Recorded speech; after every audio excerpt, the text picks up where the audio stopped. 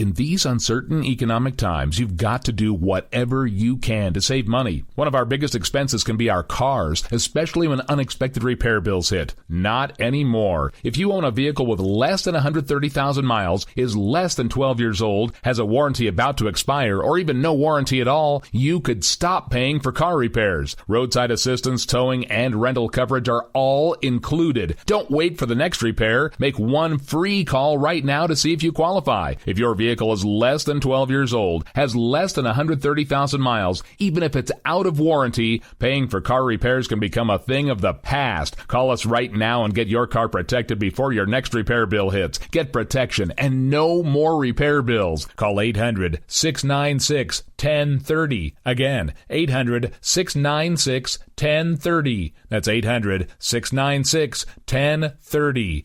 800-696-1030. Joe had huge problems with the IRS. I knew it was coming. I hadn't filed taxes since 1990. All the IRS letters coming in added up to a nightmare. To get up to like $68,000.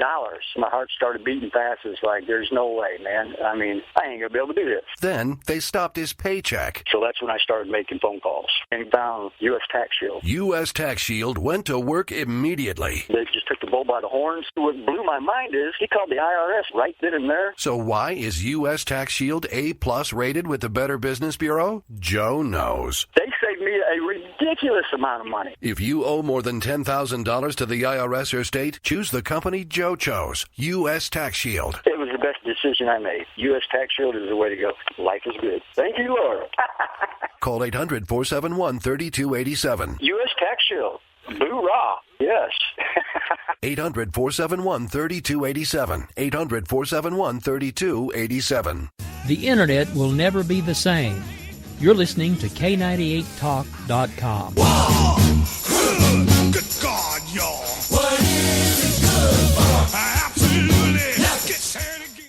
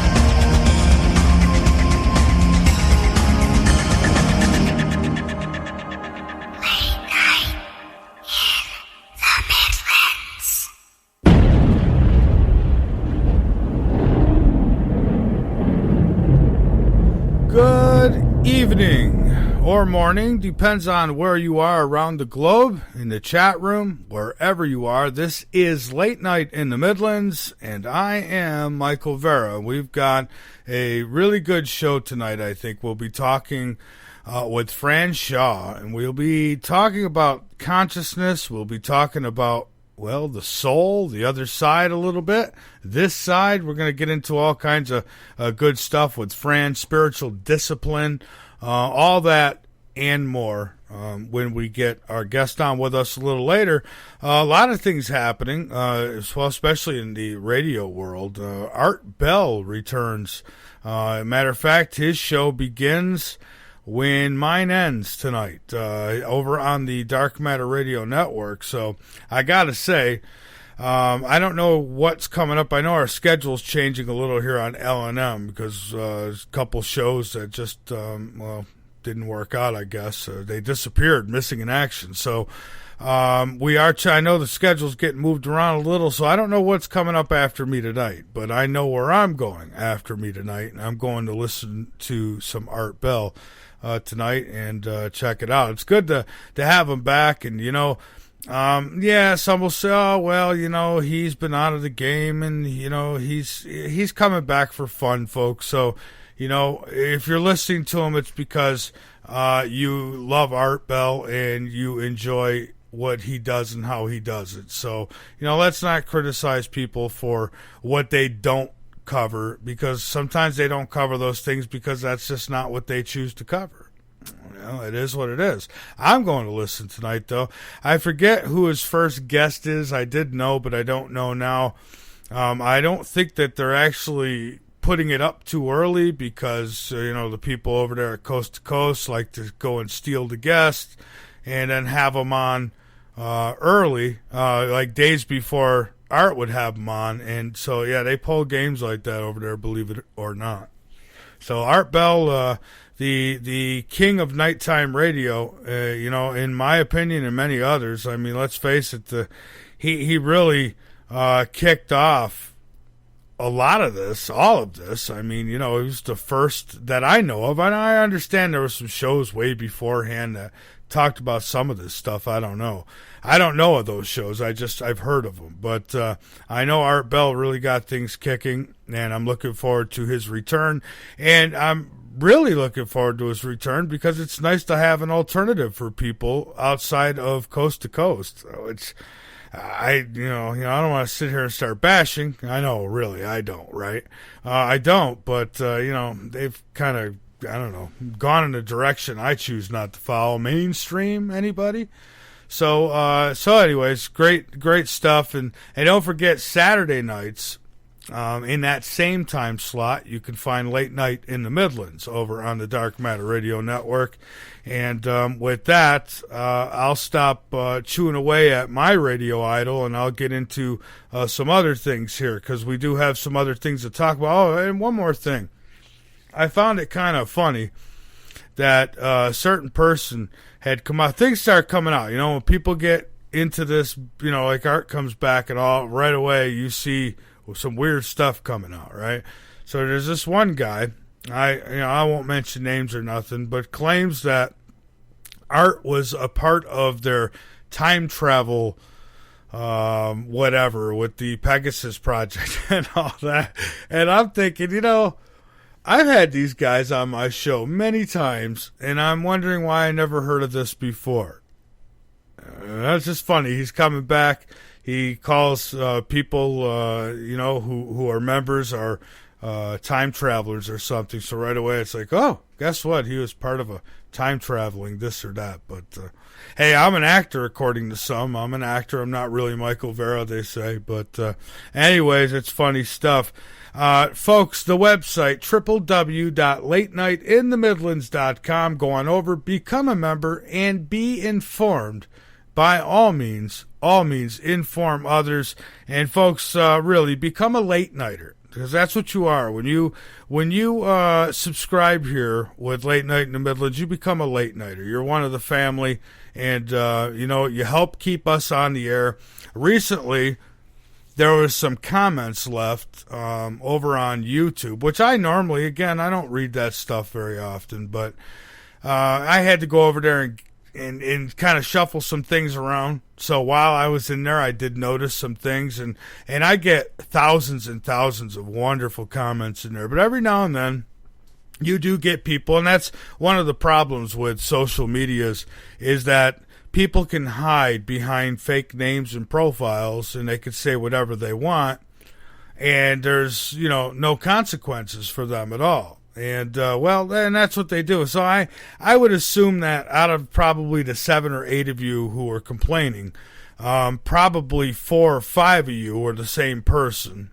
I'll mention no names again, PhD, boy wonder. But there seem to be a few who are, you're one of them now. You're charging for your material, blah, blah, blah. What happened to the free show? The show is still free. It's free if you choose to come and listen at 9 p.m. Eastern, right here on Late Night in the Midlands. It's free.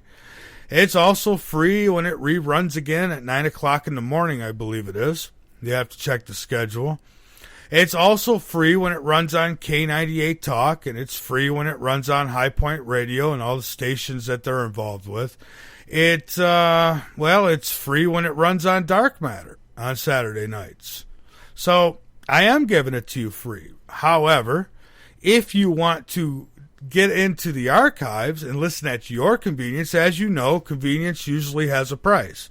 Mine never did. It does now, and it does because of pirates. Piracy really hurts good things. It just does. I mean, I just went and, oh my God, I can't tell you how many YouTube channels I have now destroyed for stealing my stuff. And, you know, it's not the point that they're just posting it. They're posting it and they're putting commercials in it and making money in it. And, I mean, just short of selling T-shirts with my name on them. I mean, that's what they're doing. I'm not going to let them get away with that, nor should I. And then these people say, well, that should all be free. Oh, really? Is that so? Well, it has been for 8 years, almost 8 years. But you think it should always be that way, right?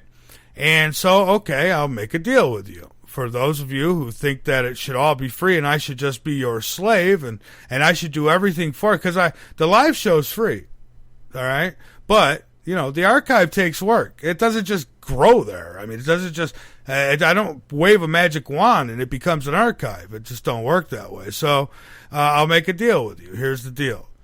All right? I'll give you my archives for free. You come to my house and clean my yard for free. All right? So we'll make a deal. You work for free, I'll work for free. How's that sound? Sound like a good deal? I mean, if $5 is too much for you, you shouldn't even have the internet. I'm just being serious. If $5 a month is too much... I mean, my God, how many channels do you have? I don't know. What other stuff are you wasting money on? Well, I guess my point is that if you want it free, you can have it free. Because, and again, we've given out a lot of subscriptions. We've given out a lot of them. You know, when people who have been around, who have followed the show and who, you know, we know can't afford it. You know, we have helped those people out, and we still do. So anyways, I'm not going to go on some big circus about it because, you know, for the few of you who complain, hey, you know, I don't know what to tell you. It was nice knowing you, okay? And for the rest of you, I thank you so much for all your support. I mean, because it's because of you that we're here. I mean, it just is. It's like, you know, it's no different than anybody else. I mean, can you go into anybody? I mean, how many... Yeah, you know, you get some new... Look, my first, over almost 8 full years, I never charged a penny. So, you know, and I still don't charge you to listen to the show. You know, I put a $5 tab on the work that I do. I don't think that's asking too much. One person made the comment, oh, you got to pay Ira. I'm not paying Ira. Ira's volunteers. He's a excellent asset. Just like I volunteer. I mean, I don't get paid for what I do. Every penny that comes into this station goes back into this station. I mean, it's not like, I mean, my God. Folks, I'm walking. I don't even have a car, you know, in my driveway right now. And they got people, I don't know what they think. They think that I'm living in Beverly Hills, floating on a yacht somewhere. It's not the case. Anyways, moving right along here. I've got some news that I want to get into, and I think that's probably the last time I'll ever address that again. So for all of you on YouTube who leave those negative comments, you're wasting your time because it'll probably be a cold day in hell before I even look again.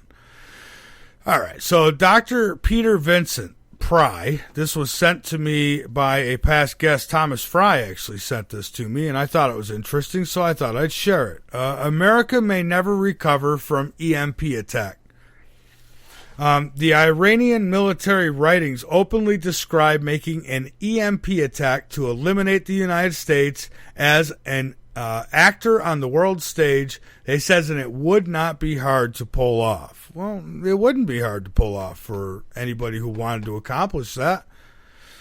Dr. Peter Vincent Pry is the executive director of the Task Force on National and Homeland Security for the Congressional Caucus on EMP, that is electromagnetic pulse, that endeavors to carry on the work of the EMP Commission. He is also the director of the United States Nuclear Strategy Forum, an advisory body to Congress on policies to counter weapons of mass destruction, and he has served on the staffs of EMP commissions. And anyways, he is saying that we are in great danger of this happening. Not that it might happen, but that at some point it probably will. So better have your flashlights and batteries ready. All jokes aside, I know, fear-mongering, they say. Juno spacecraft to reach Jupiter next year. NASA's solar-powered Juno spacecraft will be arriving in orbit around Jupiter in around 12 months' time. Launched in 2011 as part of NASA's ongoing New Frontiers program, Juno will be attempting to map the gas giant's gravitational and magnetic fields while also taking the first ever close-up pictures of Jupiter's polar regions. Scientists are hopeful that its findings will help them to learn more about Jupiter's internal structure and evolutionary history, as well as whether or not it possesses a solid core. So learning more about Jupiter. And hopefully they'll tell us just a little bit about what they learn. But that's another 12 months from now. I don't know, maybe they'll find Planet X. Some say that's what they're looking for. I've got a guest coming on at the end of this week. We're going to be talking about Zecharia Sitchin. And he thinks that the man was genius and that he was right on track. So, and this is an intelligent man. So, it's, I don't know, is something coming our way? Well, speaking of something coming our way, how about a pill on a string? It can detect throat cancer without the need for a biopsy. Cambridge University has developed a quick way of testing for gullet cancer using a tiny sponge on a string. They get this sponge, and it is inside of a capsule of a pill. It's got a string attached to it. Sounds like some sick frat thing. But anyways, they swallow it, and then they use the string to pull it back up, and it gets a swab of your cells in your throat, and they say that it's more effective than the biopsy because they're able to get multiple cultures of the entire throat rather than just a spot like they will, say, with a biopsy. So advancements there in detecting cancer. Now all they need to do is get the cures out there to everybody. French teenager, speaking of cures, is in remission from HIV 12 years after stopping the medication. A French teenager that was born with HIV has been in remission again for 12 years after stopping treatment. Researchers have said it is a world's first. And this teenager, again, born with HIV, stopped the medications, 12 years later, still in remission. The young woman is now 18 years old. It is not considered cured, they said, but it is doing perfectly well, or she is doing perfectly well off the treatment. The research was led by the HIV Inflammation and Persistence Unit. So, interesting developments there. So maybe that's the key. Take that medication for a short time and stop it, and I don't know. Maybe, well, I don't want to get into conspiracies, but, Dr. Colwell, which is not a conspiracy, says that there's a hydrogen peroxide drip or IV of some sort that you could do to also cure AIDS. Now, of course, I don't have it, and I don't have anybody too close to me who does. So, as far as trying it, you'd have to contact Dr. Colwell on that one. I'm sure he's got stuff about it on his website as well. Longest floating structure in history sets out to clean the ocean in 2016. Deployment will become the longest floating structure in world history. Boyan Slat, 20-year-old, founder and CEO of the Ocean Cleanup Today, announced that the world's first system to passively clean up plastic pollution from the world's oceans is to be deployed in 2016. He made the announcement at Asia's largest technology conference, Seoul Digital Forum in South Korea. That's linked up along with everything else over on LateNightInTheMidlands.com under the News and Discovery tab. UN endorses Iran nuclear deal with 6 world powers. The UN Security Council on Monday unanimously endorsed the landmark deal to rein in Iran's nuclear program and authorize measures leading to the end of UN sanctions, but also approved a provision that would automatically reinstate the harsh measures if Tehran reneges on its promises. The European Union foreign ministers meeting in Brussels immediately followed suit, endorsing the agreement between Iran and 6 major powers and taking the first step to lift the UN sanctions. So there it is, like it or not, it is a done deal. Folks, I am going to take a break, and when I come back, I will have my guest with me. I'll tell you more about her. Matter of fact, I'll tell you a little bit more about her now. Fran Shaw, she's a longtime practitioner in a spiritual discipline, is also a university professor and an award-winning author whose book include notes on the next attention, writing My Yoga, Poems for Presence, 50 Ways to Help You Write, and of course, Lord Have Murphy, Waking Up in a Spiritual Marketplace. Lord Have Murphy is a unique and valuable guide, she says, but it's not, what it sounds like, I guess. She's going to talk about spiritual discipline. We're going to speak about the consciousness. And, of course, she'll speak about her book, Lord Have Murphy, when we come back. Again, Fran Shaw, so get ready for it. We'll take calls later as well. You can call in at 803-317-2264. And, folks, this is Late Night in the Midlands. I'm Michael Vera, and we'll be back in just a few minutes.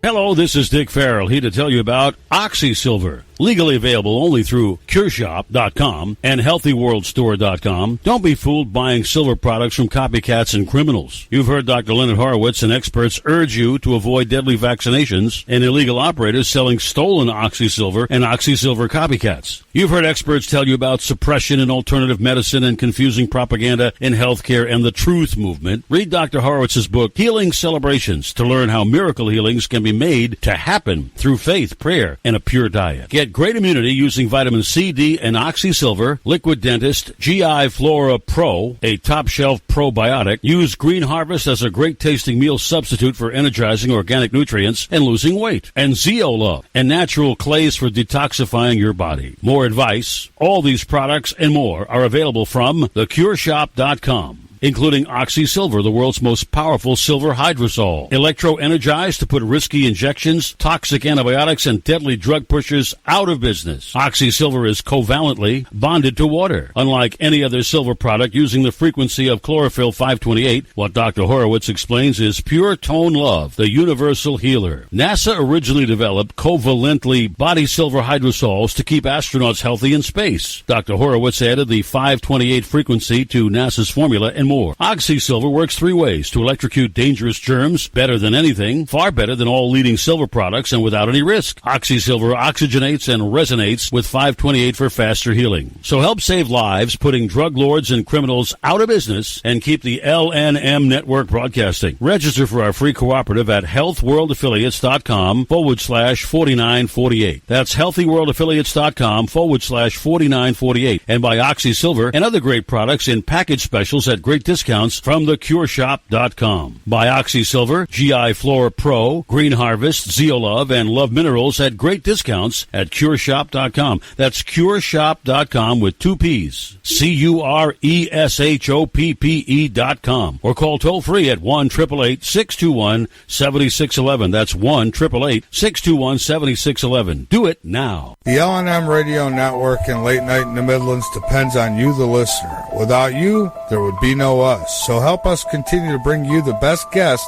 with the best information and subscribe today. Information on becoming an L&M subscriber can be found at the top of LateNightInTheMidlands.com. Just click the About Subscriptions tab and become part of the family while helping the truth stay alive.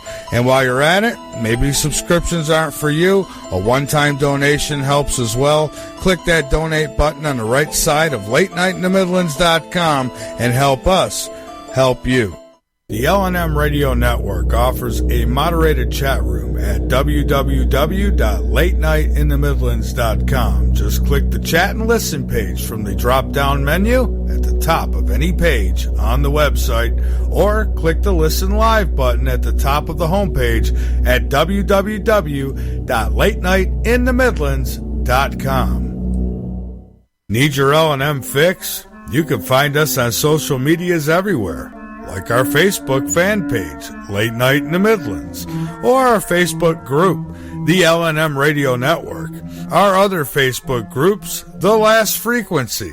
You can also find L&M on Twitter at L&M Radio, and all of this and more can be found on our website at www.latenightinthe.midlands.com. Again, that's www.latenightinthe.midlands.com, bringing the truth back to talk radio. Hey folks, do you love Late Night in the Midlands? Do you miss shows because of the time of night? Do you wish you could listen at your convenience? Well, we can help you out with that one. Become a late nighter without the late nights and subscribe. Become a late nighter for just $5 a month. That's right, $5 a month for the paranormal, the unknown, the known, but most important, the truth. Go to www.latenightinthe.midlands.com and subscribe right away to become a late nighter and help keep the L&M Radio Network on the air. It's the middle of the night and there's nothing much to do. Bring your insomniac self over to Late Night in the Midlands and learn something. We've got every topic you can think of with very little being off limits. Alien abductions, government corruptions, the stuff that's got your sleep disrupted. Come join the conversation tales and tune into Late Night in the Midlands with your host, Michael Vera.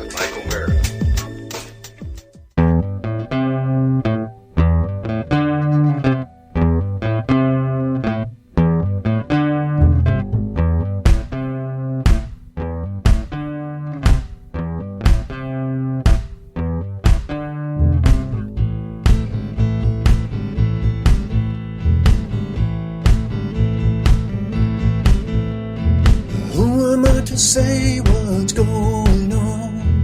Read my mind, you might find that it's gone. But one thing's for certain, one thing I know.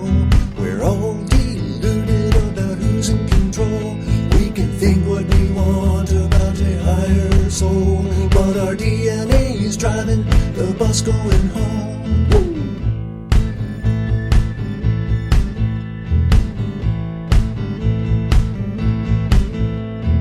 Live in a body, interact with the world. A canyon so deep between a boy and a girl.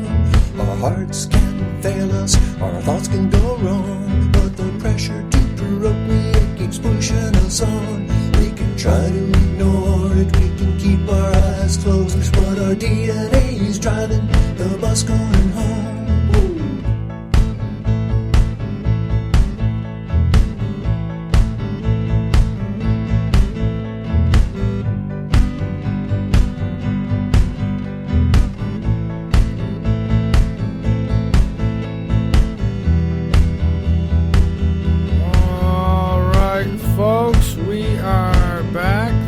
Late Night in in the Midlands, and DNA is driving the bus home. Well, we'll see about that. We're going to talk with my guest tonight, Fran Shaw. I'm going to bring her on with us here in just a moment. Make sure you get over to LateNightInTheMidlands.com. You can also get there by going to the the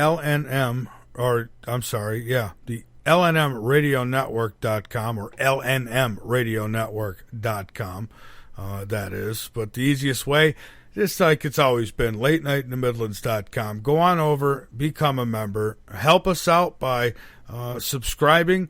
And, by the way, I got a couple minutes here. I've been thinking of ways to, give away subscriptions. We've tried to give away books in the past, but it seems like people aren't as interested in reading as much as they are watching videos. Go figure. But so I've been thinking of a way to give away subscriptions here and there. Make some kind of incentive. Anybody's got any creative ways? Email me, mv@latenightinthemidlands.com. And if you're in the chat room, you could PM them to me as well.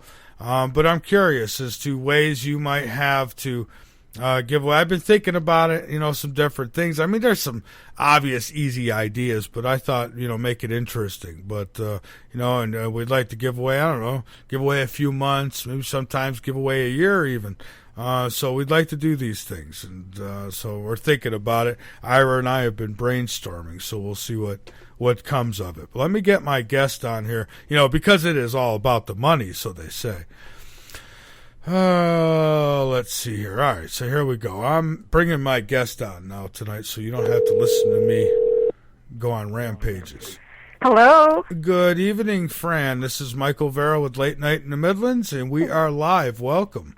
Wonderful, Michael. So good to be here with you. It is great to have you here, and you sound great. So, hey, thank you so much for joining us tonight, and I'm really interested to see where we go tonight. I thought we'd start out with a little bit of background on yourself and what got you into, I guess, spiritual discipline.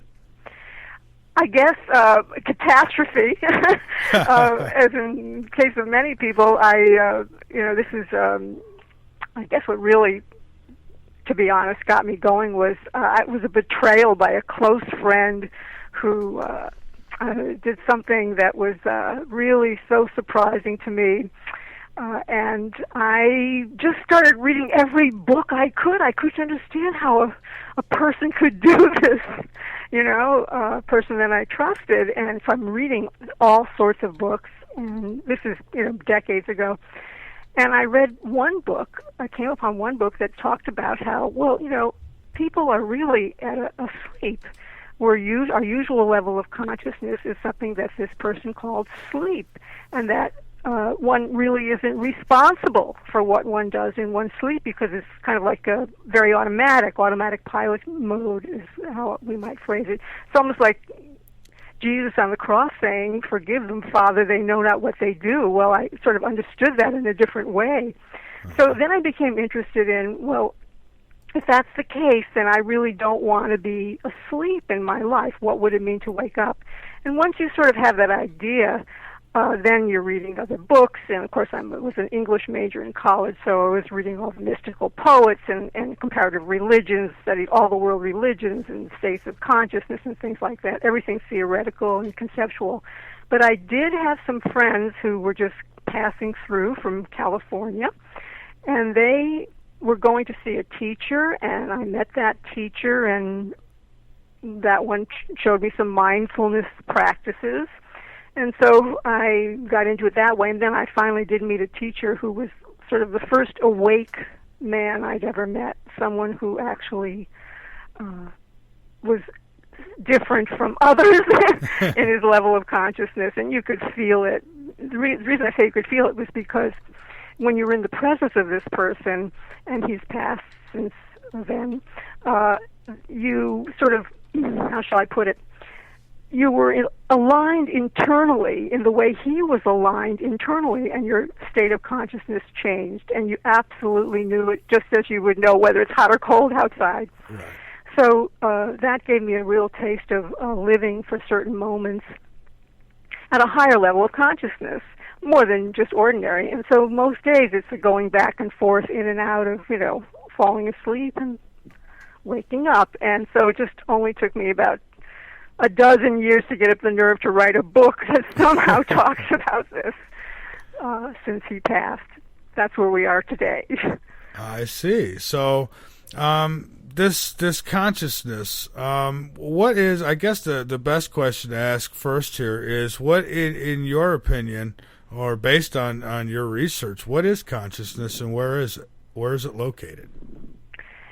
Well, that's what's so interesting about it, because we're sort of right on the cusp of discovering it, because, there's so much interest in this, in becoming self-aware now. We have mindfulness practices in the corporations, and we have millions and millions of people doing yoga, and they come out of yoga, and we come out of yoga feeling very more present, the power of now. We're more inhabiting our bodies consciously. We're more aware of the sensory impressions. But what we're not quite seeing yet is that beyond these, concepts and techniques, there is, let's call it, a finer attention.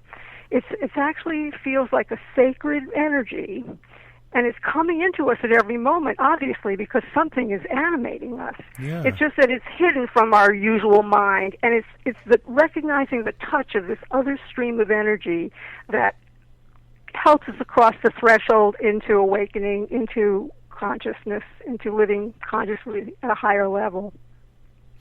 Yeah, it's interesting because it seems like when you fall asleep, it's almost like the consciousness goes out to play, and that's kind of what dreams are. And I don't know if that's the case, but it's, I've always seen it as separate from, I guess the consciousness uses the brain.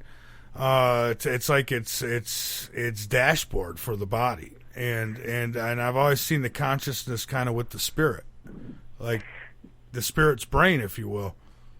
Well, there's so many words for this this other quality in the book. Lord Have Mercy. The word Lord there doesn't simply mean, not simply mean, but what, as a minister that you'd understand would mean, what we conventionally think of Lord, higher power. But it also means certain qualities that one experiences when one's awake. It means spirit, like you say. It means what I had talked about, this finer attention with a capital A, even higher intelligence with a capital I. That's not mine. It's sort of what I am, apart from form. I have the form, that's the Murphy in the title, Lord Have Mercy. Murphy is, form, and sounds so serious because Murphy is real, as you know from the book, is a real jokester. But this, when you say out to play, that's exactly how Murphy puts it. It's as if when one's asleep, one's usual attention, or even attention for self-awareness, is out on the playground, And then there's this call to wake up that comes from wherever it comes. All of a sudden, well, wait a minute. And that call can bring me back into, again, this sensitivity to, or receptivity to, this animating quality that actually can be perceived. I can perceive it because I'm a human being and because it's moving through me right now, and it's at every moment.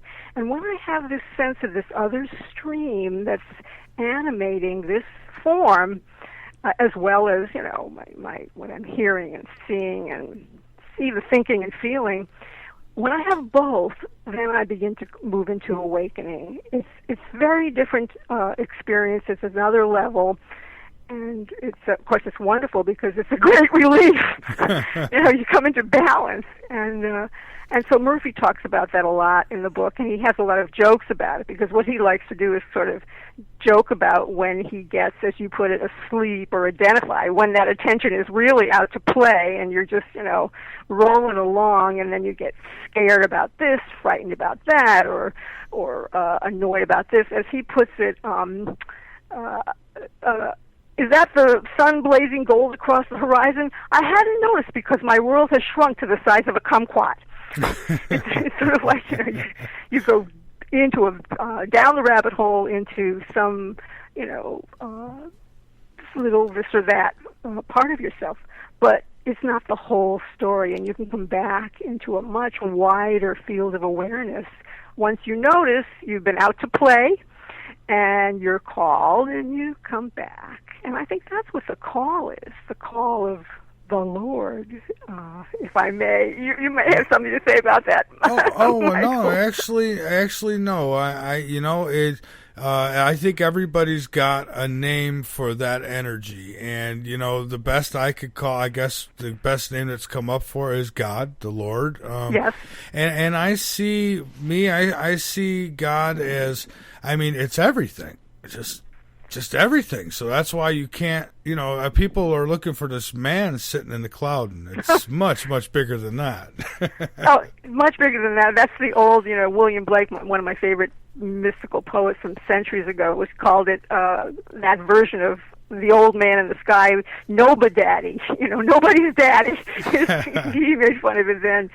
But we feel that there's a whole nother, it's all unknown, in a certain way, and it's something so powerful and so mysterious about being in a human form now on the planet, especially when we're all starting to sort of shift into this other, vibration. We're starting to, wake up and notice a lot more, and it's just so mysterious and exciting. It's a great adventure. I'm sure you feel that way too. Yeah, it is. What kind of opened up all these topics to me and to really start thinking about this stuff seriously. When I was a little kid, I had a couple out-of-body experiences, and at the time I had no idea what the heck happened, and nobody could explain any of it to me except for say, you were dreaming. But I wasn't. And so then when I became an adult back in 2004, I had another one, and I wasn't able to control any of these. It just happened.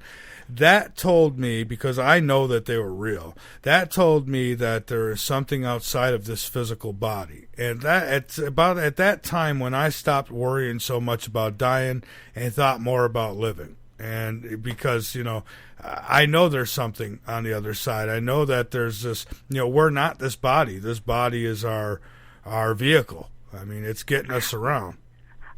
That's so interesting, because when one begins, the first step in this moving into sort of a higher consciousness, and this is the whole chapter in Lord F. Murphy called Wake Book, which is kind of a, even though he does it with humor, he's really telling you, ways that one can begin to move into this.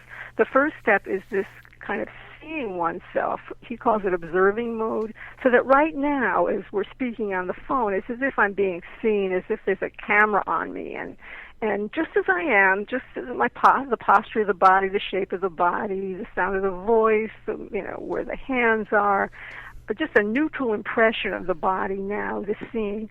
And sometimes if you can persist with your own attention, calling it to perceive the body like this, like one would do in yoga class, for instance, there's this possibility of moving into what he calls receiving mode.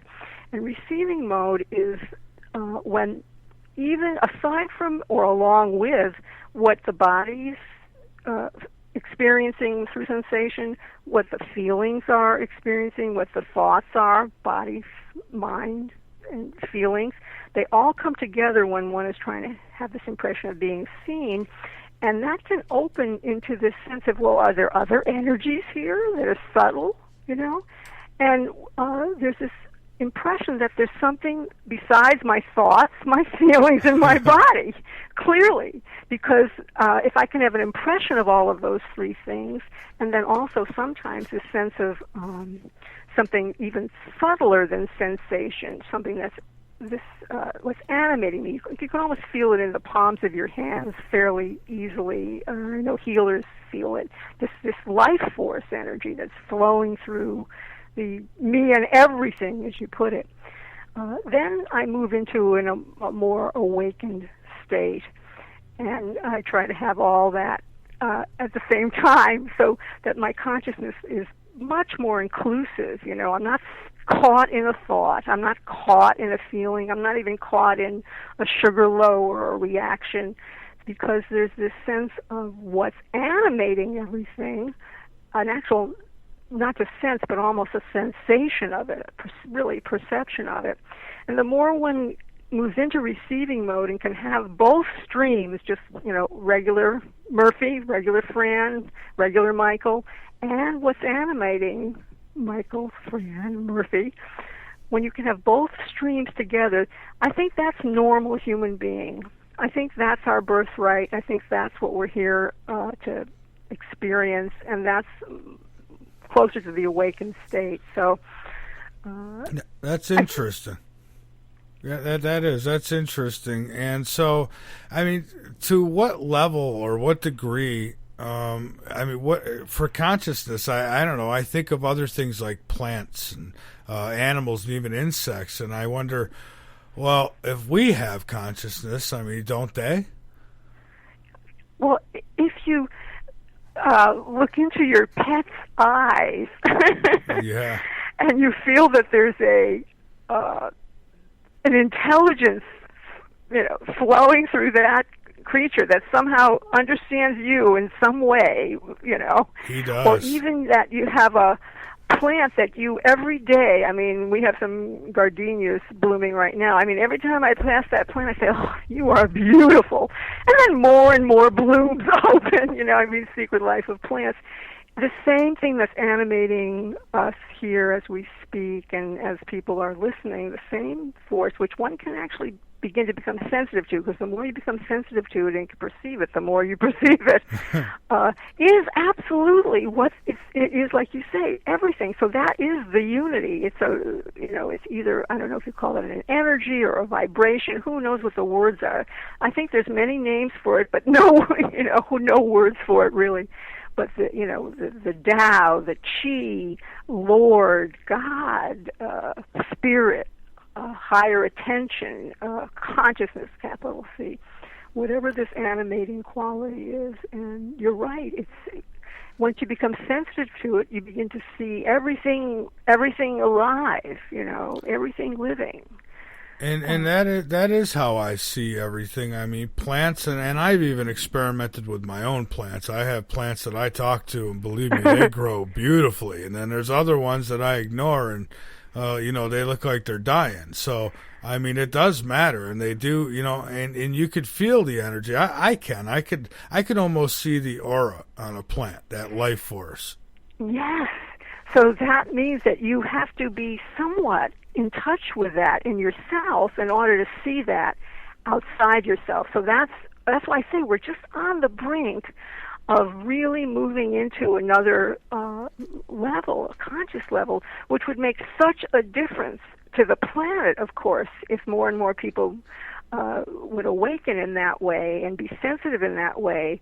Because you feel the interconnectedness of things.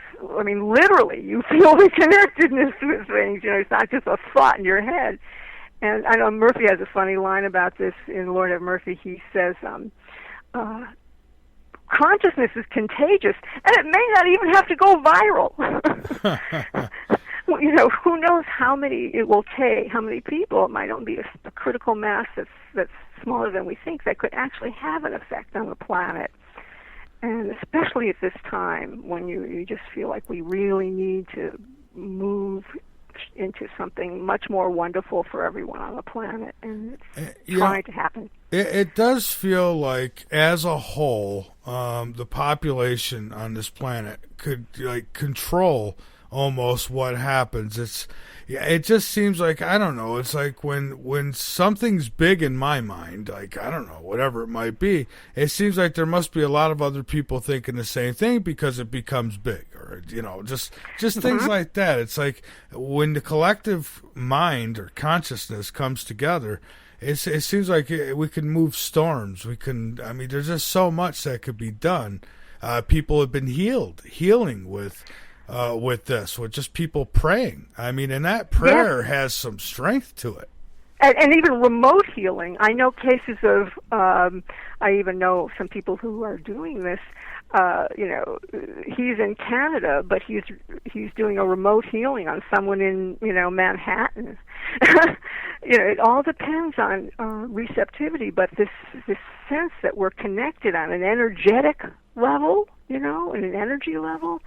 And if we can tune into each other in a certain way, it's very mysterious and very exciting.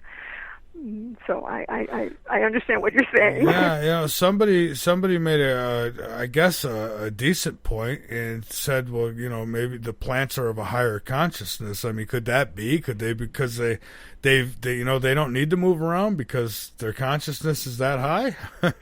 Gee, I have no idea about that. Yeah, but I do know that we absolutely share something with everything that breathes, everything that lives and breathes. And I also, like you, also feel like on the other side, that like death is not the end.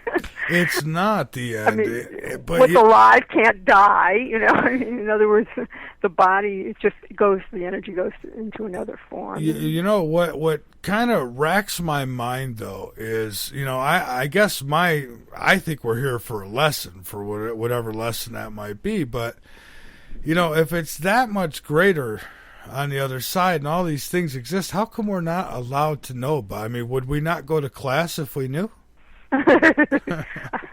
I don't know, but we have so many beliefs, and I mean, you're a debunker from way back, like Murphy is, So he talks about all these things that we believe and think and learn. He examines all of his own beliefs. He loves to make fun of himself. Who knows? I don't know. It's like the more important question to me is who lives? What is this that's living here in this particular form that I'm in, and the form that who lives? Who am I? What is this? So the only way I can answer that, it's not an answer that the mind is going to be able to give me. The only way I'm going to know this, and I think scientists are finding this out, and certainly have been, in the last few decades, that it takes another quality of consciousness to begin to understand in a way that bypasses thought and beliefs what it is that we are here for, and what I'm here for, and actually who lives. So it's a very big question. The beauty of it is that it's the thing that calls one from the playground and makes one look again. Well, let's see, am I inhabiting my body with attention? Okay. Have I a sensation of the top of my head, my seat on the chair, the soles of my feet? Okay. Can I be aware of a breath? Mm-hmm.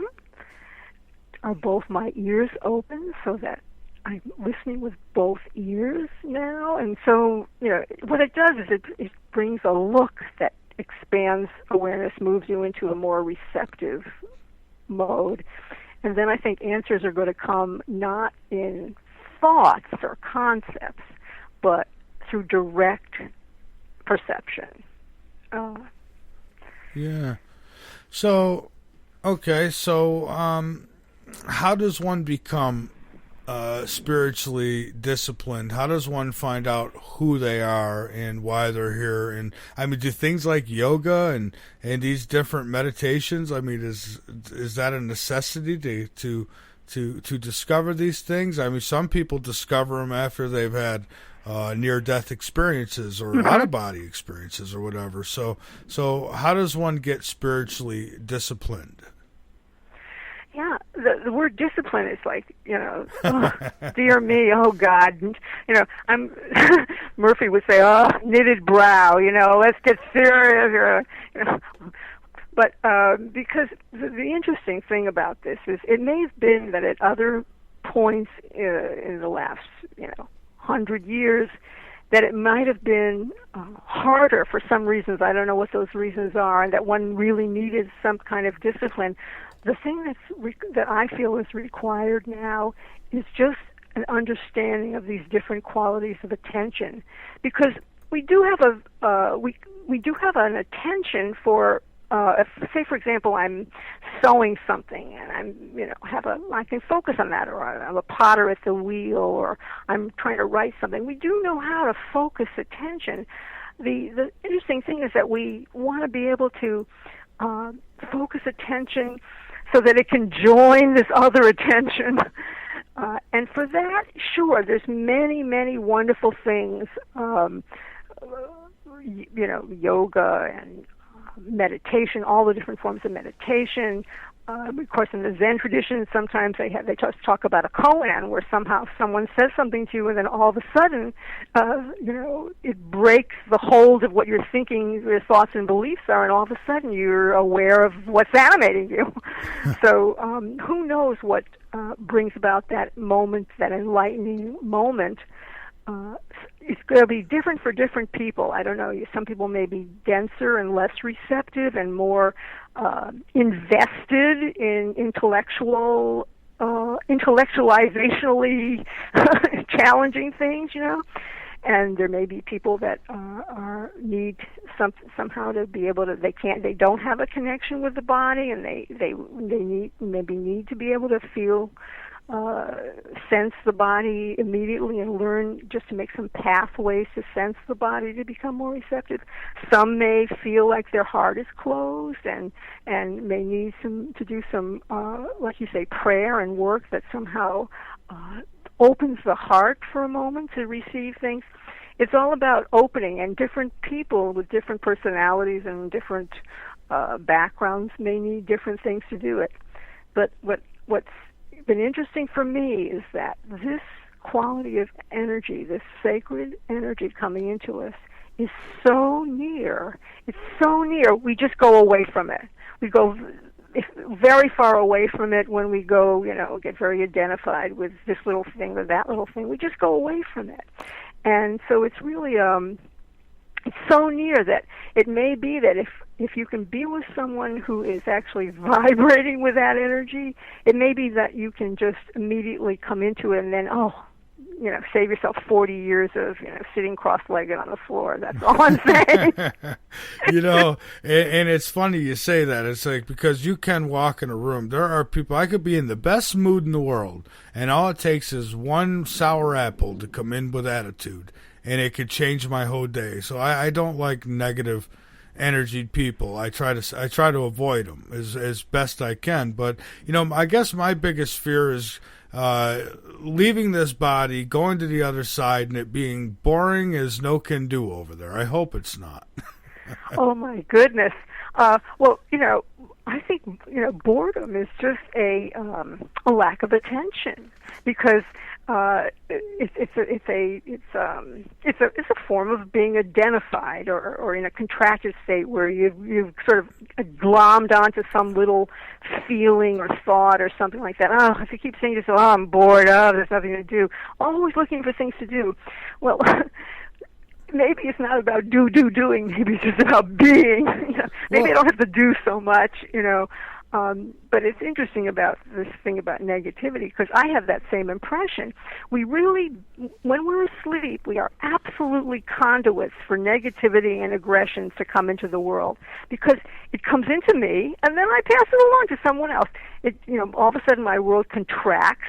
I think, and I start thinking and feeling a certain way, and then I'm just like asleep also, and can just be more aggression and more negativity and more dense, heavy stuff comes into the world through me. I don't want that to happen anymore. I think Murphy calls it, in Lord of Murphy, he calls it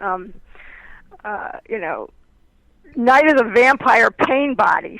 It's like you walk into this group and they're just like suck the life out of you, because they're pain bodies. If you use the term that Eckhart Tolle uses, there's this pain body is sort of like has surfaced and has taken over, and they're just so identified with this aspect of themselves that's negative, and it really is.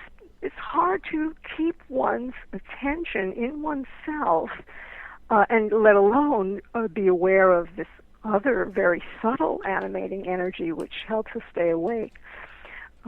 But my teacher actually has said, and I remember that, when I am in both streams together, when I have a sense of this other energy flowing through me, I'm invulnerable to the forces of this world.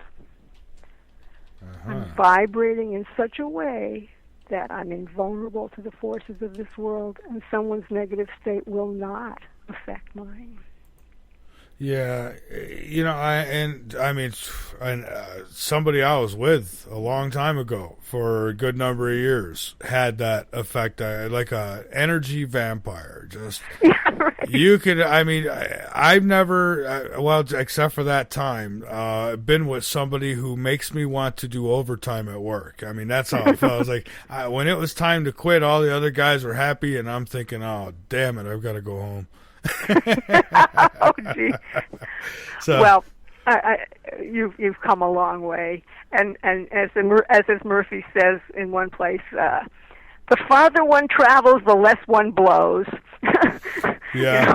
We may be actually getting better, getting lighter, and we're laughing about these identifications now, which is a big step. That's what the book is all about. That's why laughter is so wonderful. I mean, Meister Eckhart said God laughs and plays, and that's just all through the whole book. There's this, I don't know where this Murphy voice came from, by the way, when the book came out, but when I was writing it, he just took over. But every few paragraphs, he just has some little surprise that comes out on the page that you just have to laugh. I mean, this book really cheers me up, and when I feel contracted and when I feel I can't. This is too much. When I get in that state, and I read even a few paragraphs, what he's talking about, it's like, oh, I just lighten up. So it's just carrying a better vibration that the vibration that we want to vibrate with. Because you must feel it also that when you're more present, you're more in tune with spirit. You're looking at that flower, and you're looking at that animal, or you're looking at the face of of someone you love. It's just feel joyous. It's a joyous thing. Discipline is not it shouldn't make you feel bad. Oh, no. Discipline is good. I guess, I'd hate to have to go to the other side and find out that I want all these things that, it's like, I have a feeling you're not going to be watching football over on the other side. But I could be wrong. I mean, maybe we could create that stuff over there. I don't know, because we could create with our minds now, so why not there? But I don't think those things will be as important anymore, really. I think that it'll be more about, going to the next level. Like I look at it as like grades, kindergarten, first grade, second grade, and you're going to keep going till you graduate. I don't know what that entails, but well, I'm hoping that it'll be free of fear, free of desire, which are the two big things that seem to rule Fran in the body, right? It's like your fear of this or wishing for that. It's like, and the thing that's interesting is that you don't have to wait till you pass in order to get free, at least at moments of both those powerful things, fear and desire. I'm afraid of this, wanting that. You simply, that's the amazing thing about this connecting with or joining with my attention, joining with this attention, this capital A, or this energy that is not mine, but really what I am. It absolutely, you're like a clean slate. You're like newborn awareness when you're in it. It's just joyous. The goodness that just flows through you, and it's a total relief in those moments that you actually feel that you're in both streams. Total relief from wishing for this or being afraid of that. It's just amazing. That's why I say coming awake many times during the day is the thing that interests me most. Noticing when I'm asleep and just coming back to this energy that's so very, very near, because it's what we are. It's always here, and it's an unlimited dimension. Just beginning to come into it. It just feels like an unlimited dimension of consciousness. Right, but there's something here when we come into this third dimension, when we come into this earth reality, I guess, there's something that blocks us from remembering. There's something that keeps us from knowing who or what we are, because we grow up, as babies, we're told who we are and what we are, and we're told all these things, and our minds are polluted with other people before us, their beliefs and so if we're not careful, we become that, don't we? Oh, I think that's just so perceptive, what you said, Michael. There's a very famous line by a very famous poet, William Wordsworth, who said, "Our birth is but a sleep and a forgetting." In other words, we come into, he says, we come in, trailing clouds of glory into this baby, into the form, when we're babies, and then we're told by people who are mostly around us, who are asleep, this is how you do this is the name for that, this is so in our world view then, so we fall asleep because we sort of imitate and the many, many people around us are also asleep. So wouldn't it be wonderful if we begin to have conscious parents, where the baby comes into the world, the parent is absolutely sensitive to that quality that's still in the eyes of that baby that's come into the world, that baby that with the big eyes that's looking around and not saying anything yet and just taking it all in, and everything is marvelous and wondrous because that baby is awake. And instead of putting that baby to sleep, I mean literally to psychological sleep, instead of giving the baby the habit of contracted consciousness, I don't know how else to express it, giving him the habit of doing everything automatically, and once you have the names for things, you sort of see them only in one way. You don't see the mystery of it. You don't see, you've got the name of the flower, so you don't see the flower. You see flower, you see flower, name for everything.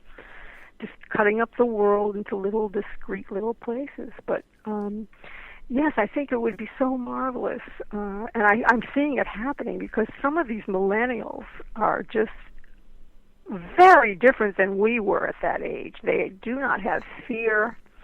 They want to care for the planet. They're all starting to have babies now, these in their 30s, and these children that are coming into the world, these babies, they just look like angels. They look very like they're very old souls. That's been my experience seeing it because my son is one of them. Yeah, my Autumn's her daughter is amazing, right? Every time I look at her, I see an old soul. I even tell her that. I'm like, you are so old, and she looks at me like I'm crazy. It's like, but you are. So yes, this is a whole group of beautiful. It just feels like when you look at them, they make you wake up. I mean, if you're sensitive, you think, this one is real. This little toddler that's not speaking yet, whose eyes are following me across the room, is really present. I can feel the presence because I'm present also. And we don't want to put them to sleep. We don't want to, do all the things that we could do to them, and then gives them the habit of inattention. We want them to remain with the attention that they've come into the world with.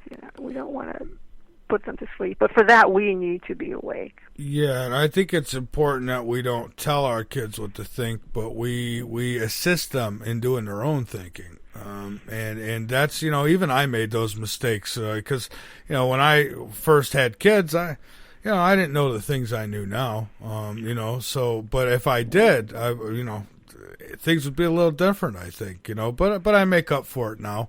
They listen to my show, some of them, and, I guess there's probably one or two who think I'm crazy, and because of some of the things we talk about here, because we get into not just the topic we're covering tonight, but I mean we talk about the possibilities of life. Really, I mean it's more than a possibility. It's probably just a fact, but that there's other life out there, and that they also have consciousness, and that we're not alone. It's a big universe, and I kind of wonder. It doesn't seem like we're meant to. I don't know. It's like we're in this earth. It's like we got dropped off in this classroom, and we have to learn this lesson. And when this class is over, I don't know. Maybe we'll go to one of the other ones where maybe these other life forms are. Yeah, I absolutely feel we are in lesson. For like you say that we're here in lesson because for myself, the lesson that always seems to be is and then let's talk about, you're talking about phenomenon too, like other phenomena, we'll talk about that too, but that we really are here in lesson, but the lesson for me seems to be, so what is the appropriate response in this situation? And whenever my response is more as a reaction, is an immediate sleeping, do this, do that, too quick, whenever that then something happens, and the problem is not resolved. It's like then something else happens, and this happens. But when my response is what I consider the correct one, and it's always the same one, when my response is the correct one, then the situation is fixed or healed. It either goes away or it changes, and that response is always to come awake. Just come awake when you're dealing with it. And of course, the automatic response is not to even take a moment to stop for a moment and then, again, sensing the body and having the impression of being seen and trying to even be aware of this subtle energy that's so near. All of that, if you could just do that, if whatever you're presented with could remind you like a neutral bell that you can become awake now, and then maybe do nothing but just become awake. That seems to be the best response in every situation. And when that response happens, then sometimes the feelings change. Like instead of cursing out this person, I feel like, that person must be suffering an awful lot to have done that. I bless that person. I wish that person to be relieved of that, and I'm not saying that in an arrogant way. I sincerely wish them not to suffer in that way, because I understand how I can be a conduit for suffering too when I'm asleep. And so we're in lesson, and that seems to be the one big lesson. And just as a P.S., you were talking about phenomena. Yeah. I don't know if you know who. Do you know who Whitley Strieber is? Whitley Strieber, yes. So Whitley Strieber found the book Lord Have Mercy, Waking Up in the Spiritual Marketplace, and read it, and he just absolutely loved it. It was just because I hadn't really sent the book out to anybody to look at, because I never sent any of my books out for anybody to look at. I was very shy.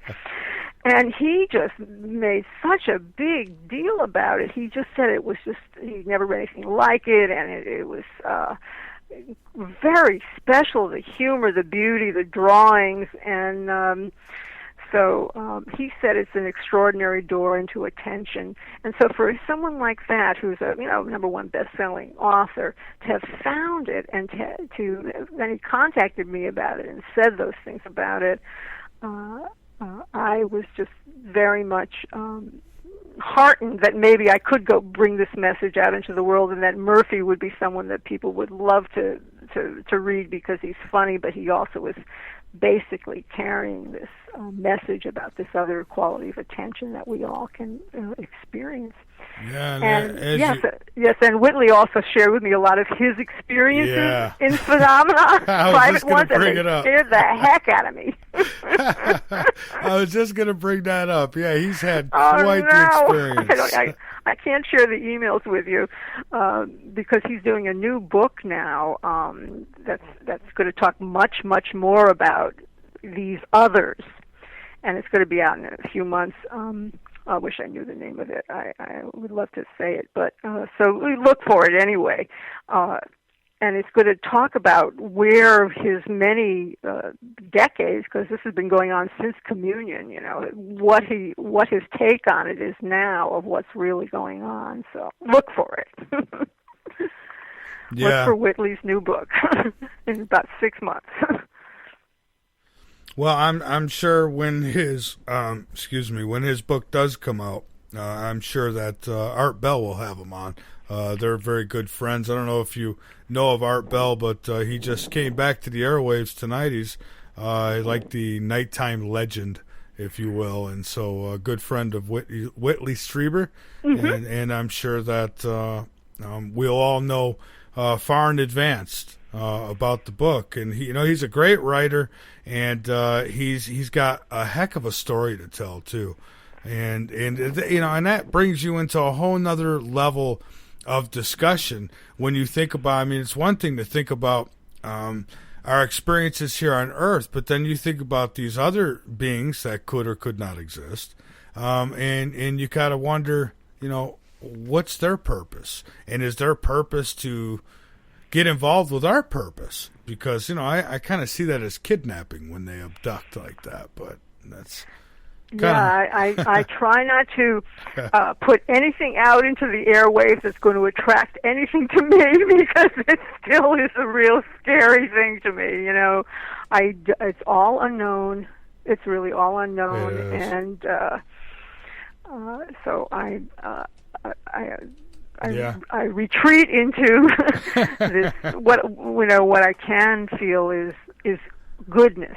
And the goodness flowing through me, the Lord flowing through me, the Spirit flowing through me, and not as a conceptual idea, but as literally as a perception right in this moment, right in the moment when, company Fran, Murphy calls it getting on the bus running, which is the idea that you can begin to, just as you are, exactly as you are, changing nothing, because nothing needs to change except where the attention is, to begin to have an attention that's wide enough to join with this animating force. We'll call it that. It's just another set of words. We don't know what it is. That's penetrating every cell in my body right now, that keeps giving me life with the breath I take in. And it's like, given life, we're given life all every second in a certain way, right? It's so getting on the bus running. There's a lot in the Lord of Murphy book about what that means, and he has funny words for it because he makes up words all the time. But that's the I think that's our possibility to be fully human, to have that happening at the same time. And I don't know about other life forms and other planets. I'm hard enough pressed to know this life form that I'm in. Yeah, that's for sure. I don't know about life forms on other planets either, because I never met any to my knowledge. I have had sightings of the craft, but I don't know who was driving them, so I can't say either way. But, to each their own. Hey, if they are out there, I always leave the door open. They're welcome to come and zap me up once. I would love to have the experience. Even though people tell me, no, you wouldn't, and I'm sure I wouldn't, but I do. You just have things you just want to know if they're happening, just like the other side. I'd be careful, Michael, what you say out loud that you wish for. I'd be careful, because the universe can be very responsive, and Yeah. So actually, all I want to say is what I wish for, and that's for everybody listening and everybody here, is just simply awakening. I really feel that if we could become sensitive to that subtle energy and move into awakening, then we would maybe be able to embody it and bring it into life, on the planet. Yeah, and I agree with you. We do need a global awakening. We do, but I hate to be negative Nancy, but I wonder how we get everybody on that same level. I've always thought that we have to have a certain percentage of the planet, I think, at that level to make that. But it may only be 20 conscious men. It may only be 10 conscious men. It doesn't necessarily have to be millions or thousands or hundreds of thousands. Maybe it's 10,000 people who are awake at the same moment. Maybe it's 5,000. Maybe it's 30. Maybe. That's well said. Yeah, you're right. I mean, who knows? I haven't seen the rule book either. So you're right. It could be that much. And if ever we needed something like that to come, it needs to be now. We are in a lot of despair here on this planet right now. I hope for the best, and I know there's always a light at the end of the tunnel. So I hope we see it soon. I hope that I feel that it's a sort of a crucial moment for the planet, and that we're all here and we're actually talking about this right now is a sign that something is trying to happen that's going to be very good for saving the planet.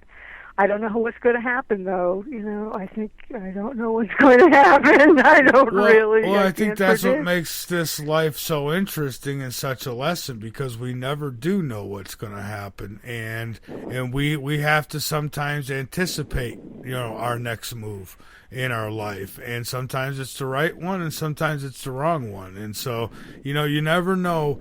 People too often go to bed at night and they think that everything's going to be exactly the same when they wake up, and that's not always the case either. So I think people need to do more about making the most, and it seems like I don't want to say powers that be, but whatever it is has kept us from experiencing who we really are by keeping us so caught up in these technologies, these TV channels, these and all these things that keep society so distracted.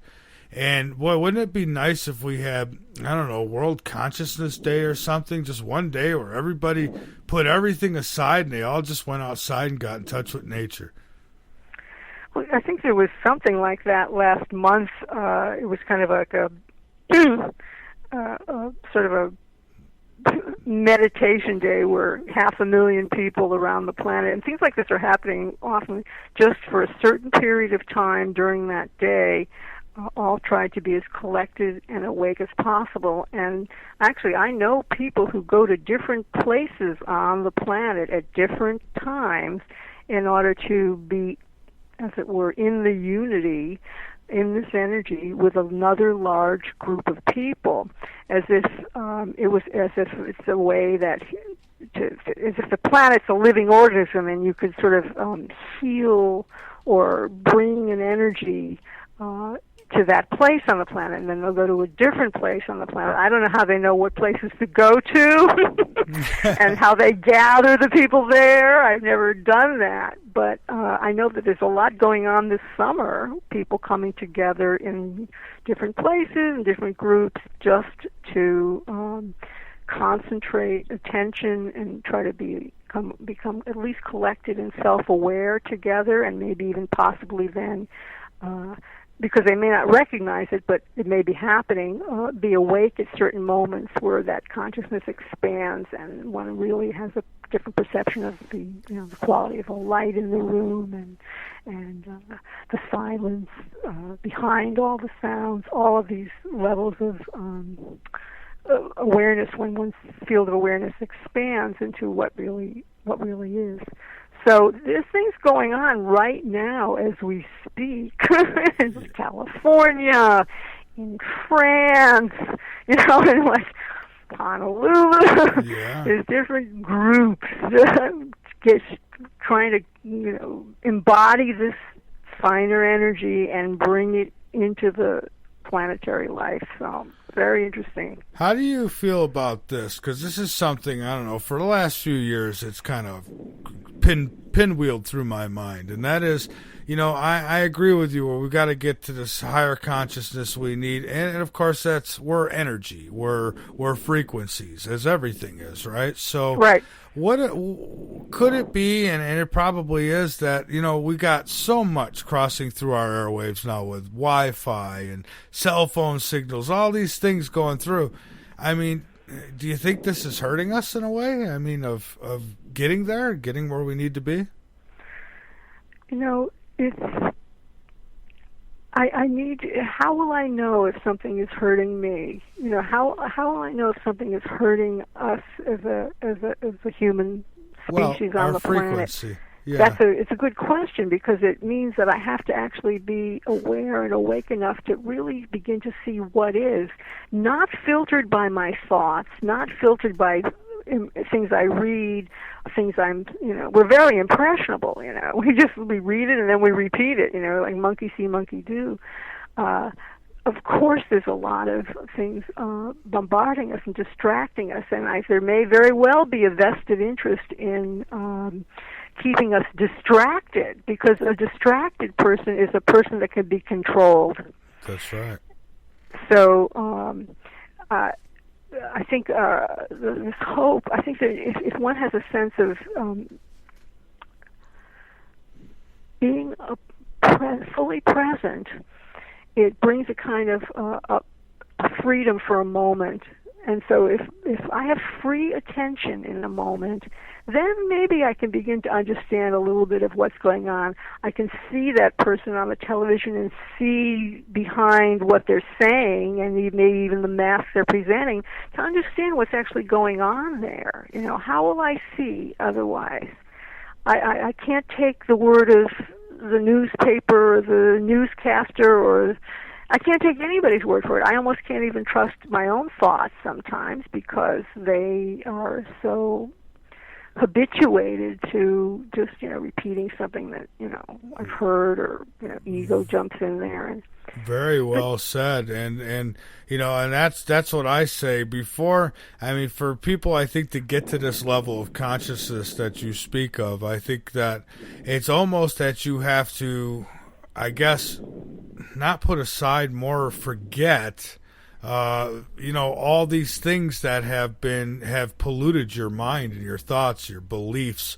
All that, I think, has to be put aside, and you've got to try to take things in as pure as you can. And I think that with that, you've got a common sense comes in. So you think about some of the things that you've been taught through your life, and you look back at them now and you think, wait a minute, that can't be. Because what about this and what about that? And that's what I mean. You very well said, about not even being able to, some of us, to be able to trust our own thoughts, because you've got to analyze those thoughts and think, okay, and be sure that it's not belief that is directing them, and rather experience, I think, is where the best lessons come in. The good news here, though, the good news here, and I've discovered this over and over again, is that once there is this ability to shift into this other vibration that's animating us, once that shift can occur, and it can occur many times during the day, everything else lets go. There's not a thought in the head. There's not a belief in the body. It's like you're just newborn pure awareness. And it can happen again and again during the day whenever I remember and then begin to have this connection again, joining with this energy. So it's not that I put things aside, because that's just one part of me cherry-picking what I like and don't like. That's below the level of sleep still. I can't, and what can I do? I can't really do anything, So, but the interesting thing, and what's so really exciting about this, is when I move into an awareness at the same moment of what is animating me, this sacred attention, this finer quality.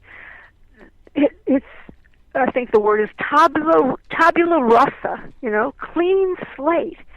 For the moments that I'm in that stream, and I can be in that stream at any moment, and I have an impression of it now, and for instance, it's just pure energy. There's no content. It's not about content. There's no content there. It's not about thoughts, and it's not about concepts. It's just vibration. And that's what's so freeing about it, and that's what's so going to be so helpful on the planet. It will free people from decades, lifetimes of, we teach people to hate. People are grown up in places where they're taught to hate other people, irrationally, and then they feel it and they act it out. We're seeing that a lot on the planet right now. So this other consciousness, it really needs to come into the world, and it's what we are, and it's very near. So that, I don't see anything else that can make a difference on the planet. But maybe at some point I will see something else, but right now this seems to be the biggest help, because if it frees me from hating that guy that did that thing to me that I don't like, or if it frees me from being, angry at that one who did that to me or said that to me or this thing that happened or what, if it frees me in a moment where it actually dissolves it, that's another way of being alive. Yeah, and that's it. You're really not alive and you're really not free until you can put all that petty stuff aside. And you're right. We're not born hating anybody. That is something that's taught. And, hating somebody for either their race or where they came from or any of that stuff, that stuff is taught to you. I mean, you could put, 5 different races of babies in the same room together and they'll all play nicely. Yes, I think that there was a movie, Babies. Did you see that? They're just all beautiful. They're just all babies. They're free. They're playing and they're laughing and they're they don't have concepts and feelings that have been sort of shoved into them that then affects how they see the world. So this way, you see the world fresh when you wake up. It's like, I think my teacher once said, it's like riding a horse through a new country. Everything is brand new. And it really is like that. Walking outside, what you see and hear, it just feels like it's brand new. It's something that you're looking at the world through new eyes and free inside from what had gotten you caught just a few moments ago, what it made you identified a few moments ago. Murphy, and Lord Murphy has lots of talks a lot about, he calls it travels in the state of identification, where he talks about these stories. He's got like 4 different people in the book that he just talks about, and each of them gets caught. This with this thing and this with that thing, and then he diagnoses the way we get caught with these like medical terms like identificationalis, I'm special, you're in my way, shovitis, or acute ownership-itis, it's like he's got he puts these medical terms on, and they're very funny. But the wonderful thing is that the same 4 people that you see, and then of course you identify with them, I mean, in the sense that you say, oh, that's me, I do that too, I do that. That there's 4 stories at the end of the book of these same 4 people having these little glimmers of awakening, and where they've moved into another state for a few moments in different circumstances, and there's a completely different person there for a moment. That seems to be my experience every day, going away and coming back, going away from, back down into sleep, coming back into self-awareness, and then seeing myself here, and then possibly even not only seeing myself here, but then shifting into this awareness of this other quality. And so I don't hold that it's really accurate when they say, oh, an enlightened being, I don't, is, you're enlightened once and then you never ever have any of these worries again. That's not been my experience. My experience is that Fran always has these fears and reactions and things, and they do get mitigated, I guess, by the more time that presence is also here. But, I think there are reminding factors. I think that's the big lesson. All the things that we don't like, the way we don't like feeling this, we don't like that, all those things, when I get very arrogant or when I get very teachy, preachy or whatever, all those things are just reminding factors. They're like a call that, wait a minute, what's dominating now? What's in charge now? Is it consciousness that's in charge, or is it just automatic behavior, the automaton, the machine, the just without consciousness that's in charge? And that can be. I don't like the taste anymore of not so much anymore anyway, of venting, for example, or being nasty to people, to customer service on the phone, something that I used to really love. As recently as yesterday, I believe. But, there's this chance to be free at every moment once one sees, oh, wow, my world has shrunk again, and I'm feeling like I want to lash out, and all these little things in us are our helpers, because they can remind us that there's a lot more here now that I can I'm not just this angry little man. There's a lot more now. Could I take a look?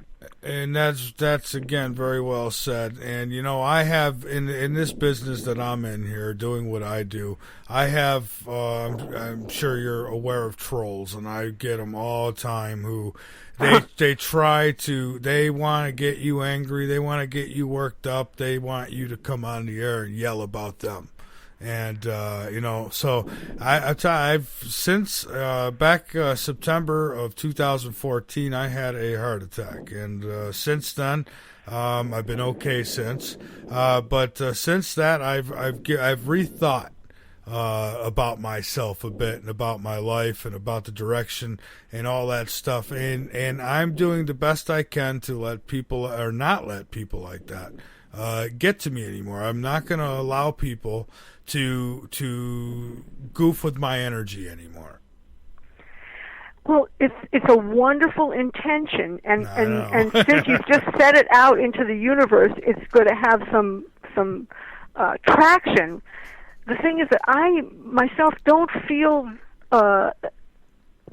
really on solid ground in this respect, unless I also have I'm inhabiting my body with attention, because otherwise I feel like I could be pulled at any moment in any way, and it does happen all the time, because if I'm not attentive, if I'm not present, then some impression will come in, something that someone says, or something that I read, or something that I see, and I go, and already the cortisol is shooting through my body.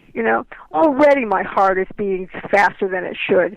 So all this stuff happens faster than my thought can kind of jump in there and say, well, no. Although you can make good decisions about, I know that person's toxic, I think I won't go near that person, because it's a life and death thing for you, you're saying, and actually it's a life and death thing for all of us in a certain way. But I feel as if my best help for being balanced, for being sane, for being able to be in the world as a human being, fully human, is to be in both streams and to know I'm in both streams. I don't see any other way, because if I'm only asleep and just going through my life reacting all the time, liking this, disliking that, being pulled here, being pulled there, it just doesn't feel fully human, because I've already tasted at moments and every day what it's like to also have, as it were, Lord with me. Murphy calls it Lord and Murphy, and he hyphenates it. Lord and Murphy together, that's what he wants. He wants to have both the streams. He wants to be aware of the sacred qualities, even while he's just being himself without changing anything. And I feel that way also. Murphy got me on board with that one. So it would help, it really, really would help. It's almost like a protection against becoming, just passing along aggression, or being having the life energy pulled out of you by someone who's vibrating really at a different place than you want to vibrate. Hey, Fran, hang on with us for a moment. We've got to take a break here, so we're going to be a few minutes. I'm going to put you on hold, and it's going to get quiet for you until we come back. So hang on there with us. So we've got a little bit longer to go here. Folks, this is Late Night in the Midlands. I'm Michael Vera. I'm talking with Fran Shaw. We're talking about the book, Lord Have Murphy, which is linked up on the homepage of LateNightInTheMidlands.com. Talking about spiritual discipline and so much more. An energy presence, what we are, where, I don't know about where we're coming from, but what we are. And you're welcome to join us in this conversation. But I do ask, if you call in, do not use unknown number. Don't hide your number, because I won't take calls like that unless I know of you in the chat room first, because those are gotcha moments. That's how people get you, and I'm not going to be gotten. So if you want to call in, it's 803-317-2264. And you can also call in using Skype. Our Skype ID is Late Night in the Midlands. I've been trying to work on getting our number changed and to something, more show-like L&M radio. And, they won't give me that combination. So right now it's 803-317-2264. And again, I would love to hear from some of you tonight. Our guest will be with us, probably another half hour or longer. And you're welcome to call in. Go on over to the website. That's latenightinthemidlands.com. Sign up, become a late nighter. You could do that by subscribing. You'll see the tab up at the top on latenightinthemidlands.com. It'll say right there, subscribe. You can click that. There's also buttons all around the website that you could click as well. We got to get a tab up there, change the subscription tab to the late nighter tab, because that's what you are when you sign up. Whether it be for a month or for the year, when you sign up, you become a late nighter. You're part of the family. You're helping us fight piracy, and you're helping us stay on the air. So thank you so much for that. My guest, Fran Shaw. Again, this is Late Night in the Midlands. I'm Michael Vera. We'll be back in just a few minutes.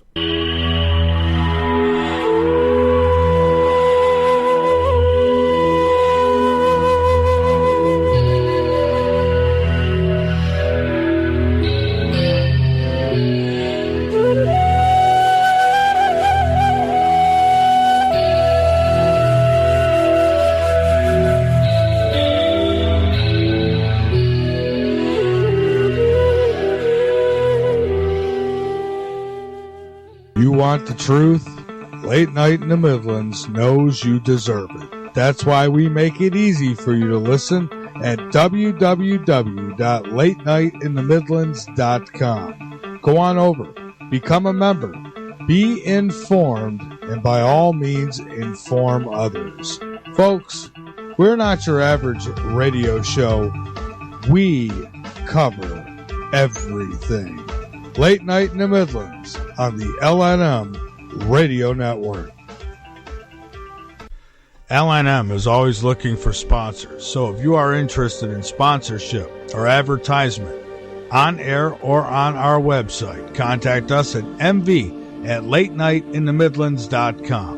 If you're interested in rebroadcasting or picking up the live feed for Late Night in the Midlands, then contact us at mv@latenightinthemidlands.com and help us help you. Hi, I'm Joshua Vera, and I wanted to inform you that Late Night in the Midlands is offering limited on-air advertisement. With 30 and 60-second spots available, or inquire about placing your banner ad on the LNM website. Or go ahead and package a deal, but either way, get the attention you deserve and join the LNM family. Contact us at mv@latenightinthemidlands.com. Again, that email is mv@latenightinthemidlands.com. The LNM Radio Network offers a moderated chat room at www.latenightinthemidlands.com. Just click the chat and listen page from the drop-down menu at the top of any page on the website, or click the Listen Live button at the top of the homepage at www.latenightinthemidlands.com. Imagine, if you will, a man, a media, speaking the truth. Imagine a show that covers UFOs, ET races, the paranormal, and the not-so-normal. A media that speaks the truth no matter who or what it leads to. Imagine, if you will, a media that covers everything. Folks, you just entered the LNM zone. LNM, keeping it real when others don't. For 15 years, I've been obsessed to find out what was going on inside of him. It's been my life work. and my ultimate failure. This force, this thing that lived inside of him, came from a source too violent, too deadly for you to imagine. It grew inside him, contaminating his soul. It was pure evil. Hey, folks, do you love late night in the Midlands? Do you miss shows because of the time of night? Do you wish you could listen at your convenience? Well, we can help you out with that one. Become a late nighter without the late nights and subscribe. Become a late nighter for just $5 a month. That's right, $5 a month for the paranormal, the unknown, the known, but most important, the truth. Go to www.latenightinthe-midlands.com and subscribe right away to become a late nighter and help keep the LNM radio network on the air. It's the middle of the night and there's nothing much to do. Bring your insomniac self over to Late Night in the Midlands and learn something. We've got every topic you can think of with very little being off limits. Alien abductions, government corruptions, the stuff that's got your sleep disrupted. Come join the conversation tales and tune into Late Night in the Midlands with your host, Michael Vera.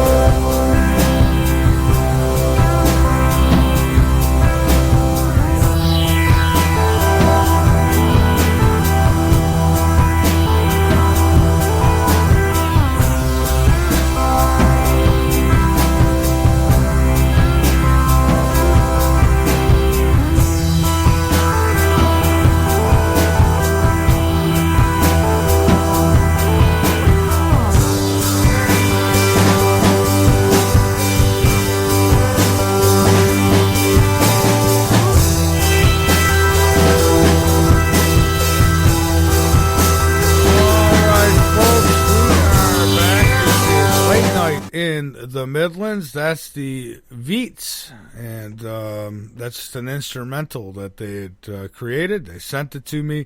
I love it. I use it all the time. And hey, if you've got some music and it's original, you made it yourself, and you think it'd fit here with Late Night in the Midlands, send it in to us, and I'll be sure to take a listen. If it's suitable, I'll use it on air. Of course, we want to keep it clean here because we want to be able to have families and such call or listen, rather. Speaking of call, I'm getting a call. We'll pick that up in just a moment. But my guest here is Fran Shaw, and we're talking about, well, spiritual stuff. We're getting into the soul, the consciousness, where it all stems from, or at least where it's all going to end up. So, folks, let's get back to it. Don't forget, get over to LateNightInTheMidlands.com, become a member, and be informed. Fran, we are back, and we have a call, so I thought I'd just jump right to the call here. 678 area code. You are on Late Night in the Midlands. Your first name and where you're calling from, please. Carol Joyce, and good evening, Michael Vera. Oh, good evening and to thank you. Thank you for taking my call. Oh, sure. You're on with Fran. Fran, you're with us, right? Yes, I'm here too. Okay, I want to make sure I didn't lose you. Good evening, Dr. Shaw, and I must say I am vibrating to everything that you are talking about, and I enjoy your frequency. And I can't wait to read your book, because one of the things that I tend to kind of skip over is missing out on the humor aspects of spiritual awakening. And I have to tell you that I got a chance last night to witness about 34,000 people catching the bus running by watching the test program for Art Bell's program that's coming on tonight. And it was just the most amazing thing I think I have ever felt to feel people globally just enjoy and happiness to have Art Bell back. It was just such a frequency raiser for me that I was just vibrating all day to this excellent mood Well, that yeah. I was in as a result of hearing. Well, people have been stuck with Coast for so long. I'm not going there, though. It was just amazing. It's so wonderful, Carol. I mean, the idea that, and this is something that Murphy always talks about in Lord Have Mercy, that, he can't take it when someone makes spinach out of this mysterious process that's right. so exciting and wonderful, overlaying explanations and concepts and shoulds and difficulties. And he says, ugh, that's when I push the chair away from the table. No more from me, thank you. So, right. So I just love it. And what's so interesting is that, I mean, I haven't met Michael and I haven't met you, Carol, and yet you say that we're sensitive. We're all sensitive enough to understand something about the joyousness of vibrating with some kind of quality of attention in us. It's lovely, isn't it? It really wonderful. is amazing. And you guys were talking about not knowing whether or not the EMF and the stuff that's in the airwaves. Michael, I believe you said something about not knowing whether it's hurting us or not.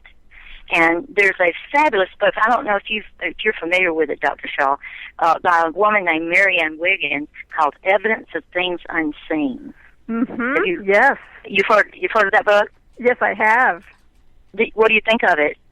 I haven't read it yet, but but the title alone is, I already know that there's lots of evidence of things unseen, because, I mean, the most obvious thing that's unseen and hidden from our everyday mind is this quality of energy that's flowing through us that we're not aware of.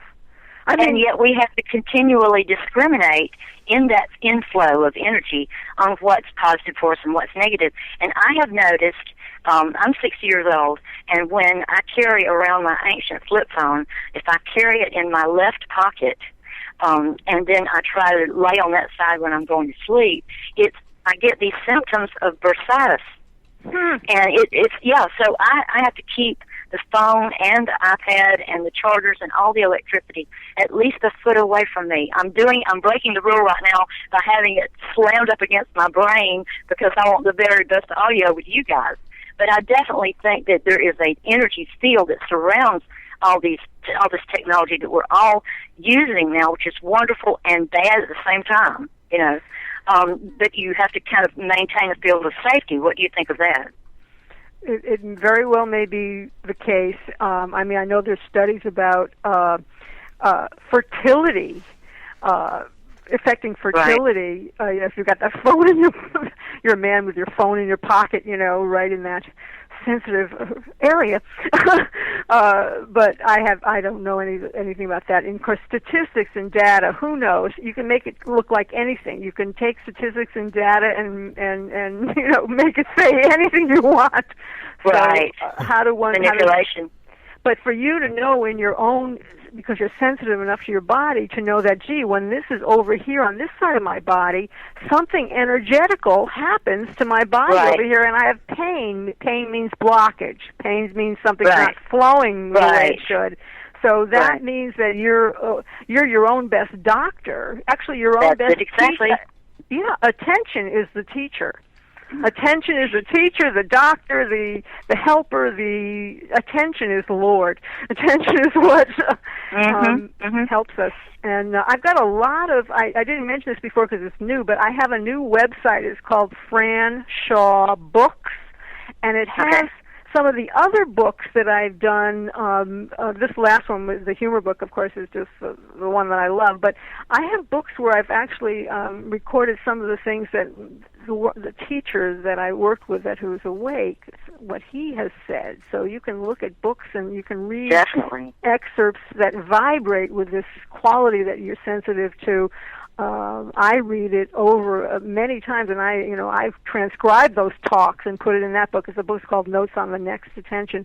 I wrote it down, but now I read it. It's still fresh because it's vibrating with something that's current and true and helps you vibrate in that way. So if you're sensitive to vibrations, it's on FranShawBooks.com. There's lots of excerpts.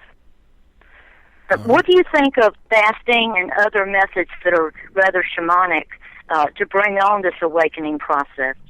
What do you think of those techniques that have traditionally been used? There's a section in Lord Have Mercy where it talks about how am I going to find my way through this maze of sages, all these techniques, all of these. There's a whole chapter on all these different techniques and New Age, because the subtitle is Waking Up in the Spiritual Marketplace. How will I know what actually brings me to a higher level of consciousness? Because I have to know in myself if and when I'm actually awake and vibrating higher. Not an altered state, not a changed state, and certainly not some, cheerier me that's just been made cheerier and happier for about 20 seconds by something that someone does or says to me. But how will I know in myself whether I'm conscious? And I think, once again, the only way you'll know, and the only way I'll know, is if I'm sensitive enough to become awake enough to then see whether what's being said to me, what's being proposed to me, actually has no other agenda but to help me awaken. No other agenda. Again, there's this discrimination factor. So many things come into it. I really can't trust my, as it were, soul, my consciousness, my, the deepest part of myself to be handed over to someone else to manipulate it or do something to it. So I don't know about these things, and very often I think I'm the one who thinks he knows, but. Don't we all? I'm not the one who thinks, but what do I really know? I have to know the way you knew that energetically you were altered by holding that on the left side of your body. You knew that for sure as a truth felt in yourself, and so you would have to sit with that shaman. You'd have to sit with that person that's telling you to fast or do this or do that. Okay. And see whether that person's asleep talking to you. Right. Because are you familiar with? Yeah. Are you familiar with the word Kundalini and the Kundalini's form of awakening? Well, I know that the Kundalini is talking about a kind of energy that's flowing, life energy in the body, right? Is that what you understand that word to mean? The kind of energy pack you have at the base of your spine that can be the Hindus. Traditionally did processes to awaken that seemingly asleep snake that was coiled at the base of the spine, and they perfected techniques for that. And and so many religions and spiritual traditions have their, quote, techniques to try to awaken something at a moment that's appropriate to that culture, that particular place of the planet, that particular year, because there's all sorts of other factors involved. There might be planetary factors and cosmic factors, and who knows what makes it harder or less difficult to become awake to that energy at different moments. So we have a record, a historical record, and it may not be accurate either because, again, men write it, of these different techniques and concepts in all the different world religions. I've studied many of the world religions and to understand that in college. So, but for me, what it comes down to is what can I understand right now as a truth felt in myself, my own experience, beyond thought, beyond concepts, beyond all the contents of the mind and all of the organized religion that's grown up around this initial impulse for people simply to wake up and return to an impression of what, an understanding of, an experience of what we actually are. What I hear between your words is a struggle to stay in the present. Is that correct, do you think?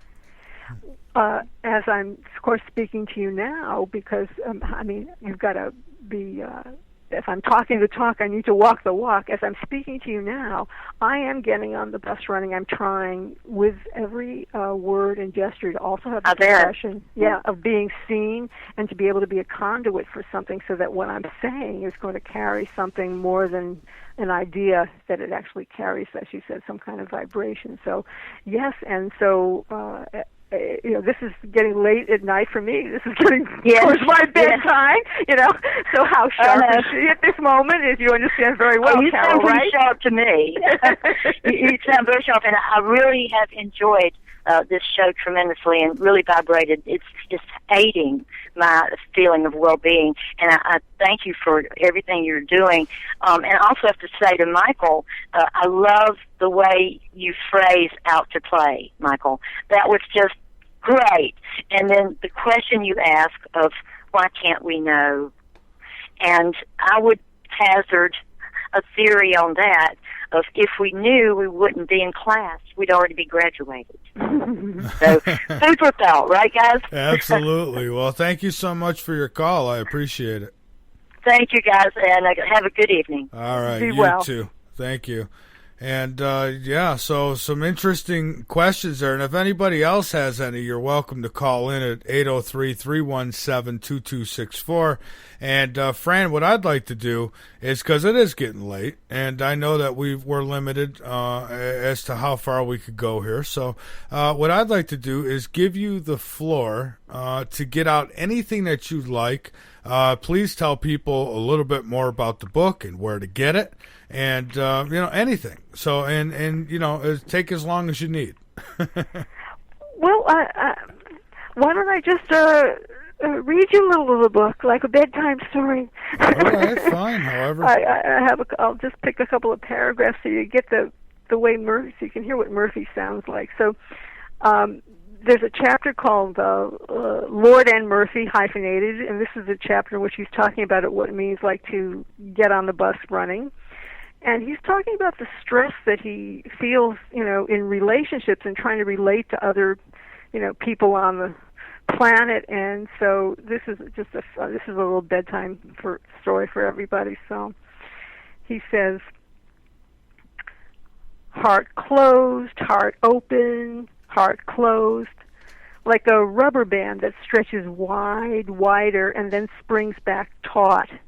People as things in my way, hard to take, the unbecoming behavior, my own included, or underneath it all, just people, fragile, tough, buffeted, trying, and a particle of the divine in every one, except those guys on the news.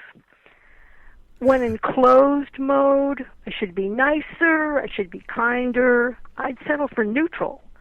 Or detesting the behavior, not the person, like you love a toddler despite the messes. Sounds good in theory, but how do you make yourself instantly feel a certain way? So I huff and puff to accept myself and others. Good luck pushing that boulder up the Himalayas. All sorts of manipulationships going on there. And then, in the blink of an eye, the discovery. Focused attention yields to finer attention, opening into light-flecked space where there is no should, so vibrant that every breath is not mine, but life breathing me, an energy permeating whose very nature carries the fragrance of all loving. Murphy can't accept, but this energy can. A moment in it, and there is radical change, an altogether different creature here for the moment. Mm-hmm. Interesting. A little bit of Murphy. Yeah, a little bit of Murphy. Wow. All we're saying is that we're seeing that there's a shift that we're seeing at times now. Just as we did with Carol, in ourselves and others, it's kind of as if old mind is receding and there's something new in our way of being alive. At any moment, there's freedom. At any moment, we can come into the energy, into the silence. I mean, it's possible during the day, many times during the day. And yes, I go away from it, but going away and coming back are part of the same process of waking up. I think we need usual mind and this other quality of seeing and sensing and experiencing. And somehow, when my mind is here observing the body, and it connects with the body that's here and it's seen, and the feelings are here, interested in seeing, all three of these coming together permits perception of what's animating the whole. And so I just need to feel as if this is possible for me, and it's possible for everyone. It's our birthright. We can be awake, and I just wish to, it's what I wish for everyone listening, for myself, for you, Michael, that we could live in this new way, that we can find how to be awake, become responsible for our state, and that's what I wish for us all, awakening. I think from it can come my best action in the world and my best action for others. Yeah, well said, and that's all I hope for, is because, it's not that it's myself that I worry about. It's my kids, my grandkids. Yes. And, when my time is up here, I want to go knowing that they're going to be okay. And I feel the same way. And so we are now, can be companions in attention. And it's possible then that our children will feel that, will live that, and our children's children can live that too, and we can have we can pass on knowing that we have been our best selves in this world. We've been more fully human. We came in one way, a lot of things happened to us, but we found our way back. We've been able to come home to what we are. Yeah, it really starts with you and me, right, Fran? I mean, if we want to get this done, we got to practice what we preach, like you said earlier. It starts with each one of us.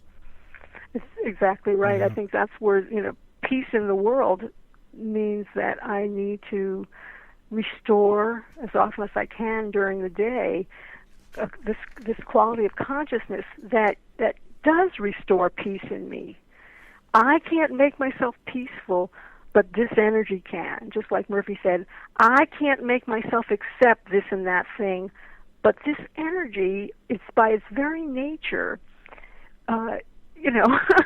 is energetically accepting. It's just everything is accepted. I don't have to try to convince myself of anything. So I wish that we could have a taste of it often during the day and come back to it. Whatever leads you there, is the thing to pursue. You'll know in yourself if you're going in the direction of becoming more aware, more balanced, more awake. And I hope Murphy can be your guide, as Murphy's my guide too, because he does it in such a funny way. Well, thank you so much. And where can everybody get their hands on a copy of this? Oh, well, it's on Amazon.com. It's Lord Have Murphy, Waking Up in the Spiritual Marketplace. There's a Kindle book. It's not, expensive. There's the hardcover book. It's got great, really funny drawings in the book by a friend of mine, original artist. Very witty, but also full of attention. Bruce M. Sherman is his name. But you can also look and read a lot of it and see the art at franshawbooks.com. Because you can, go to the Murphy page and you'll see what the art looks like too, and there's excerpts of all the contents there. There's a lot of material you can read at franshawbooks.com. Amazon.com is where you can get it though. Lord Have Murphy, Waking Up in the Spiritual Marketplace. All right, fantastic. Well, Fran, thank you so much for being a guest on Late Night in the Midlands tonight. I do appreciate it, and I look forward to talking to you in the future. Stay in touch. We'll have you back. Wonderful. Thank you so much. Anytime, Michael. My pleasure. Have a wonderful night. All right, you too. Bye-bye. Bye-bye. All right, everybody. So there she goes. Fran Shaw has left the building. The book is linked up on the homepage of LateNightInTheMidlands.com. So feel free to go get yourself a copy if you like. I find it interesting. I love talking about the consciousness because it is, because you can't talk about the consciousness without talking about the other side, and there was a couple questions in the chat, and I apologize I never even got to those. But yeah, it does bring up that big question. First off, where is it located? How does it work? And what's it attached to? Is it attached to the soul? I mean, it has to be, right? But then some would say, well, the soul is a religious belief. Okay, so let's call it something else. Let's call it our inner energy. I mean, because we are made up of energy. We are more than this physical. That's for darn sure. So there she goes anyways. Fran Shaw, good little conversation here tonight. And I should tell you, I got an email from a gentleman, I want to say a few nights ago. It might have been longer now. I actually got a couple from him now. These are good. I'm not complaining. And just he did an excellent job of explaining to me about these archons. I don't know, maybe many of you have heard of this. This was kind of newer to me. I thought it was something out of a movie. I remember the toys in this movie, and the evil ones were called archons or something, and that's the first thing I thought of. But it's serious, and it's much deeper than that. And so I have invited to join me on Wednesday Chip Reichenthal, who is also going to be on Ryan's show, I think Sunday or next week, but he's worth it. He's a great guest. You could really pick his brain. So anyways, I've sent these emails, I've shared them with Chip, because him and I are going to talk about this whole thing. And one of the things that this writer was telling me is that, this whole thing, when you cross to the other side, that your family members will be there to meet you, it's all a trick. And that it's, I guess, the archons who are behind all this. But it turns out that, it is a good question, too. You hear all the time that, well, we come back, we reincarnate, we come back, we have all these lives. Well, if that's the case, then, and I've often asked this to many of the psychics I've had on the show, then how are they meeting us when we pass away? And then I've had some tell me, well, they could be more than one place. They could be here and there. And I guess that's just hard for my earthly mind to grab a hold of, but I guess it's possible. So I don't know. That's something we're going to be discussing with Chip. I've got George McClure on Thursday. I've got David Yurth rejoining me on Friday, because he is going to talk to us about Zachariah Stitchin. So you know where that one's going to go.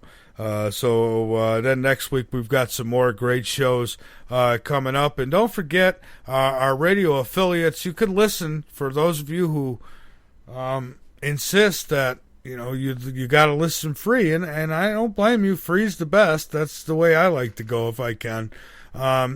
There are ways to do that, like our radio affiliates, K98 Talk, High Point Radio. They are on the top of New Jersey. They cover New York, New Jersey, Pennsylvania, and they do it on 100.5 FM, 1700 AM. You can also listen to us Saturday nights from 9 p.m. Eastern to 12 Eastern. I am on the Dark Matter Radio Network on Saturday nights, so you could catch me there.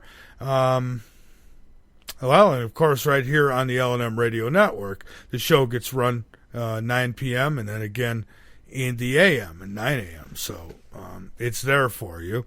And you could become a late nighter. If late nights are a problem for you and you need to listen at your convenience, then you can get into the archives anytime you want. And you could do that simply by subscribing and becoming a late nighter. I am going to take one more break, then I'm going to come back, and hopefully some of you have got some things that are on your mind and you'd like to talk about, and we could keep this train rolling. If not, I've got some things that I'll talk about. So, folks, we'll be back in a few minutes. This is Late Night in the Midlands.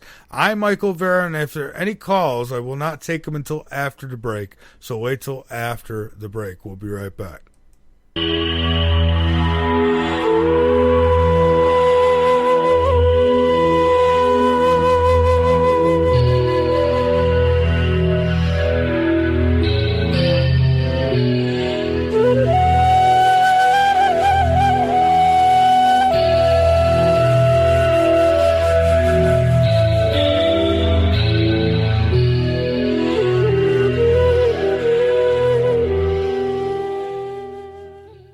Need your L&M fix? You can find us on social medias everywhere, like our Facebook fan page, Late Night in the Midlands, or our Facebook group, the L&M Radio Network.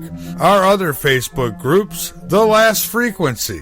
You can also find L&M on Twitter at L&M Radio, and all of this and more can be found on our website at www.latenightinthe-midlands.com. Again, that's www.latenightinthe-midlands.com, bringing the truth back to talk radio.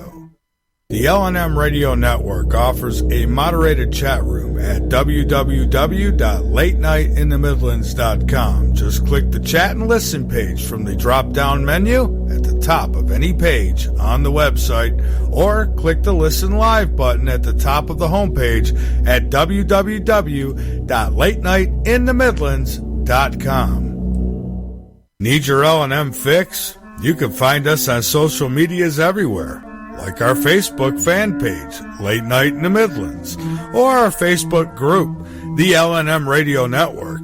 Our other Facebook groups, The Last Frequency. You can also find L&M on Twitter at L&M Radio, and all of this and more can be found on our website.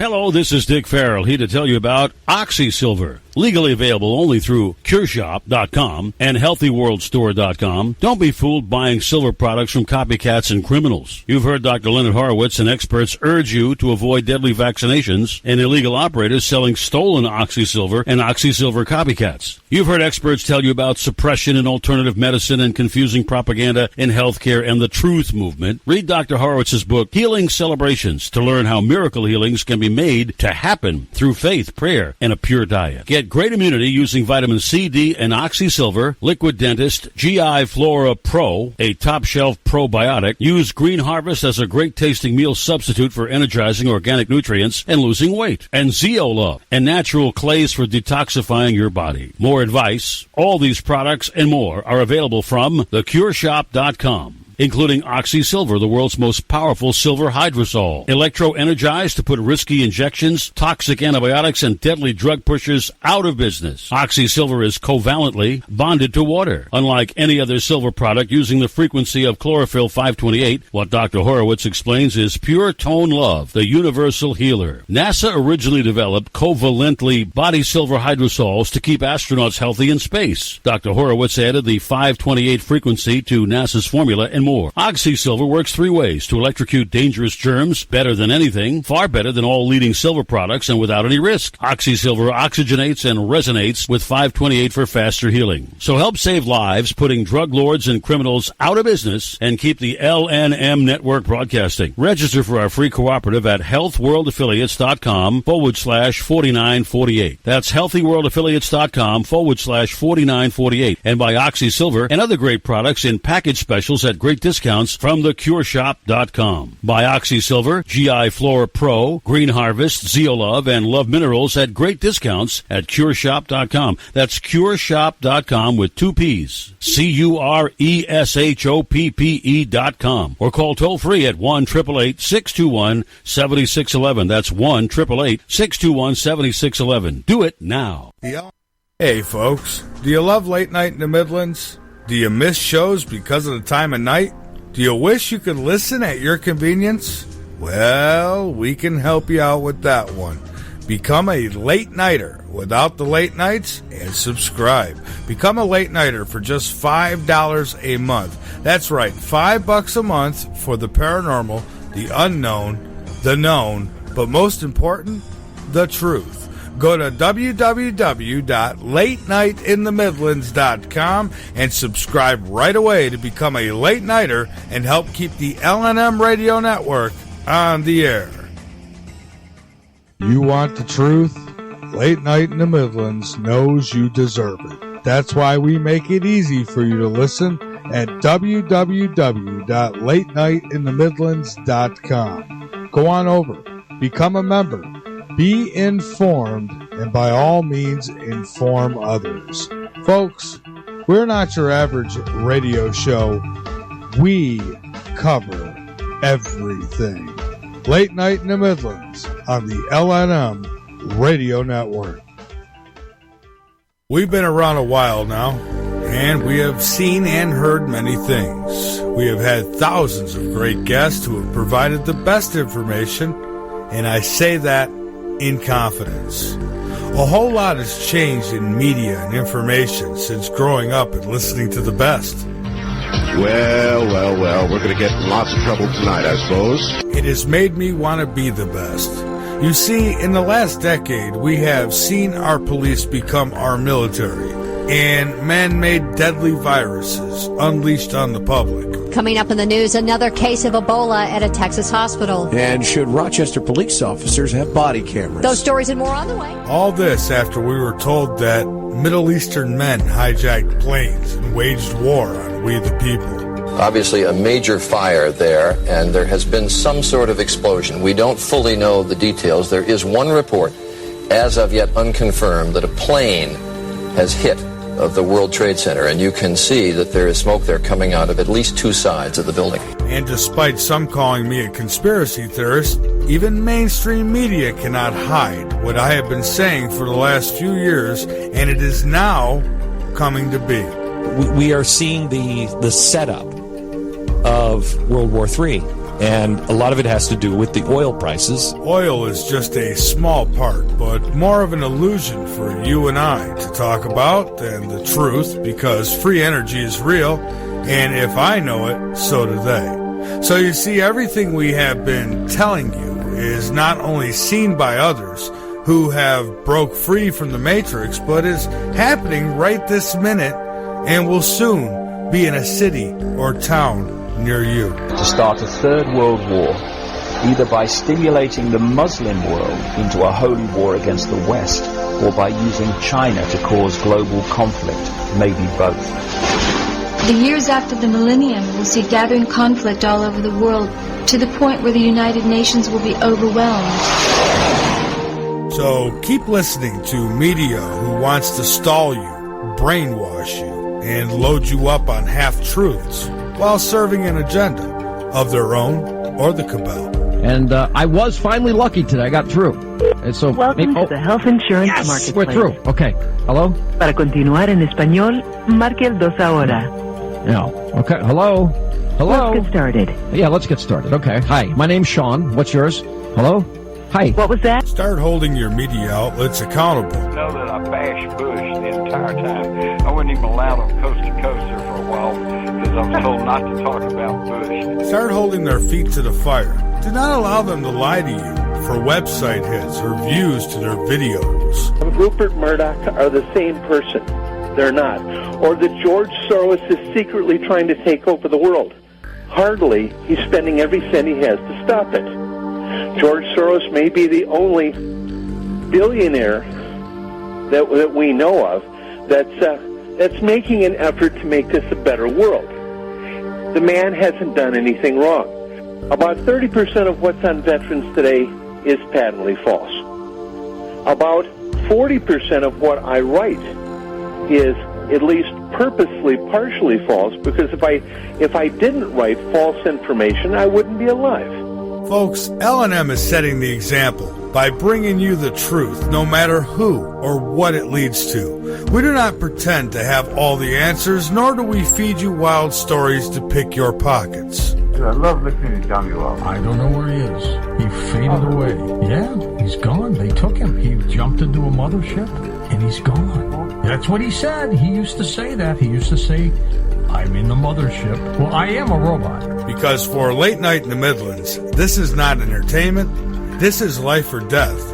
Late Night in the Midlands, we cover everything, bringing the truth back to talk radio.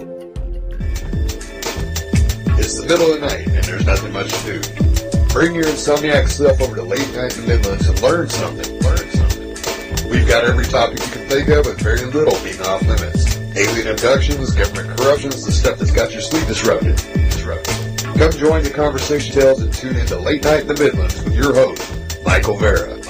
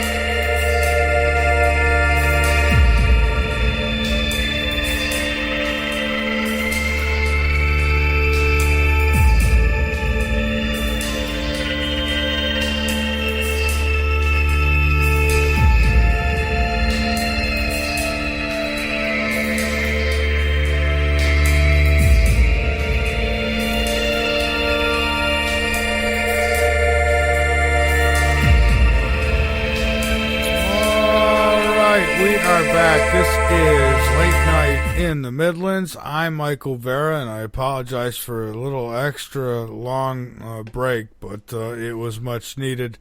But we are back here, folks, and lines are open, 803-317-2264. If anybody wants to call in, you got something you want to chit-chat about before we're done here, you're welcome to do that. If not, well, that's fine too. And a few things I want to talk about briefly here in this last half hour.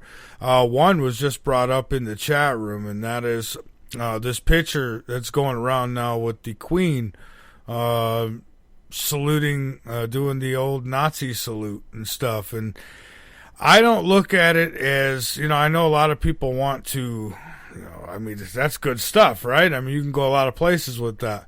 But for me, you look back at the time, when that picture was taken, how Hitler was viewed at that time, and I don't think it's as bad as some people make it out to be. I was just saying that I think that, look, maybe 50 years from now, people might look back at Obama or one of the others, Bush or whoever, and, and how criticized might you be for standing by one of them guys? So, am I comparing the two of them to Hitler? Yeah, I am. But, anyways, moving right along here. Again, folks, become a late nighter. That keeps us on the air, and we appreciate that very much because, folks, I really do. I hope that my health holds up for a very long time. I hope that you're all here for a very long time too. But I hope that I am. I could see myself 25 years from now still doing this. I could see that, and I hope that I can. I hope that I will. I look at guys like Art Bell. Who he just turned 70 years old. And how long he's been doing it. And wow, how lucky, not just luck. He was that good. You don't last in this business unless you've got some kind of talent or you know what you're talking about. So, I look at him and I think, wow, what a great career. And, I hope that I could get another 20, 25 years, out of this show, and I hope even longer for my body, to be honest with you. I know that it's some great things awaiting on the other side. That doesn't change the fact that I'm having a lot of fun being here on this side, too. Yeah, I know the world's a screwed up place, and I know it's not a place where a lot of us would want to even bring kids into anymore, but that's what they want. They want us to feel that way. They want us to think that way. These dark energies that have taken over the planet right now. We've got to beat all that, and we've got to make this a place where we want to stick around. We want our kids to be around, but we've got to all come together and do that. I think a collective consciousness is certainly a great start. I think that I look at the planet as it's alive. Because everything on it's alive, and we're hurting her right now. There are some changes now. I know. Art Bell, he says that, in his opinion, global warming is real.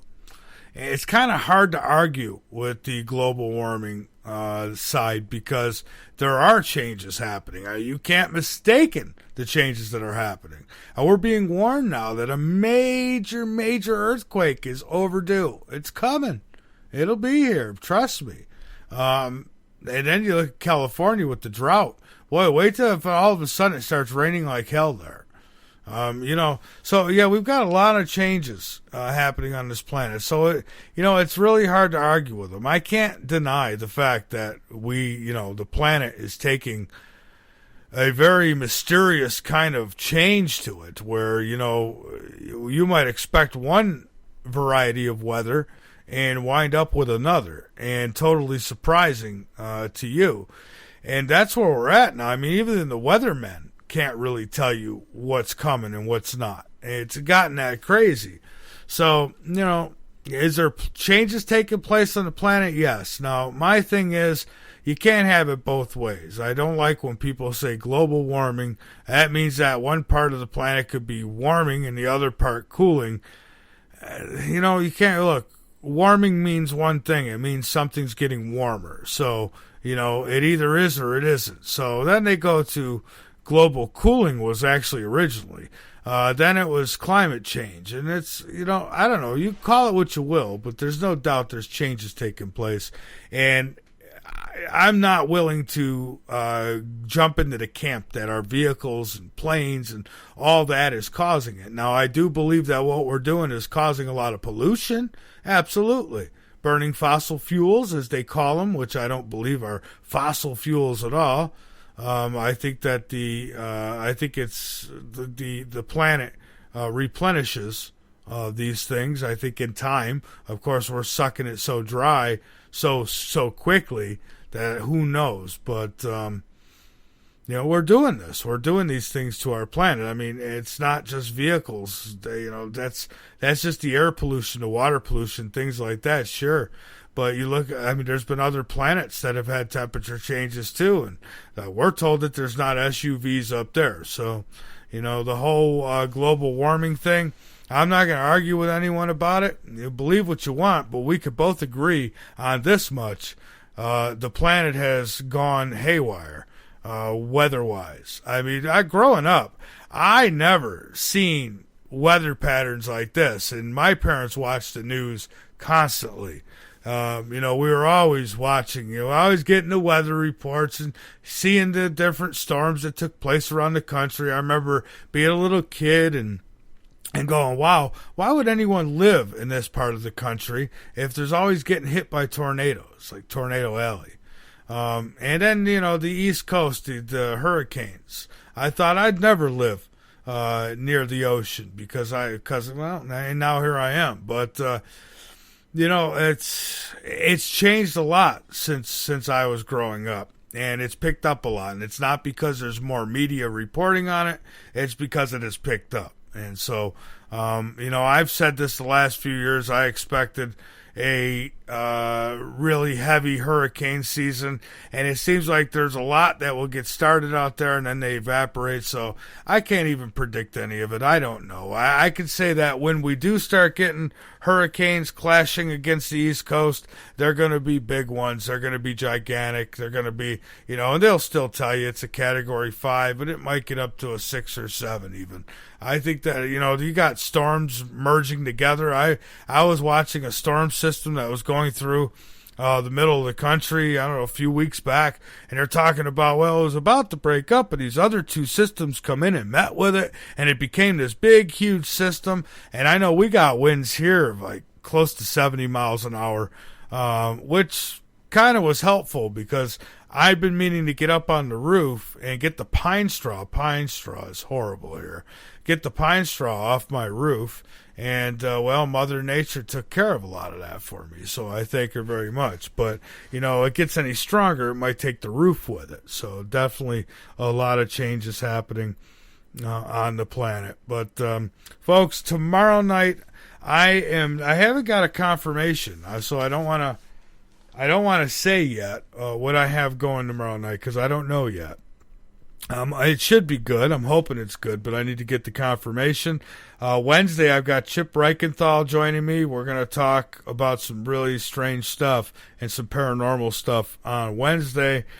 George McClure Thursday. David Yerth to talk about Nibiru, to talk about Zachariah Stitchin on Friday. Now, that's another one that's been getting a lot. I notice it's getting up there in the news again, getting a lot more publicity as of late, and that is the whole Nibiru Planet X thing.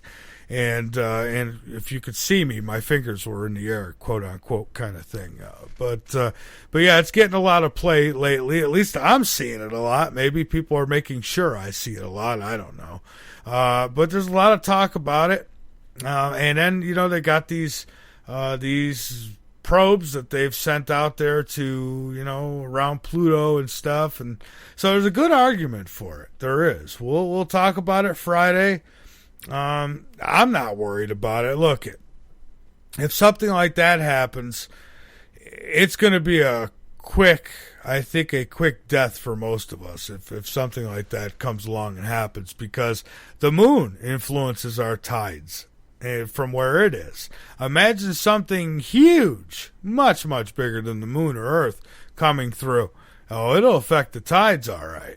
you want to talk about wipeout. Oh, there will be a wipeout. And, I mean, that's a wave that would make it here where I am in Colombia. So that would, so you'd have earthquakes, and people say, well, we do have earthquakes. Yeah, but I'm talking the 8 and 9 point whatever variety. I think you'd see a lot more of those if something like that was getting too close to us. So is it out there? Probably is. Certainly could be. Is it that close where I'm worried about it right now? No, and I'm not worried about it anyways, because I worry more about what's going on this planet than what's going on off the planet, and maybe that's part of the problem. I don't know, because some might argue that what's happening on the planet is because of what's happening off the planet. So to each their own. So we'll talk about it on Friday, though. Should be a really good show. Folks, my book, a little update on my book, Lessons from the Other Side. I expected to have it out by the weekend. The weekend has now passed. It's Monday.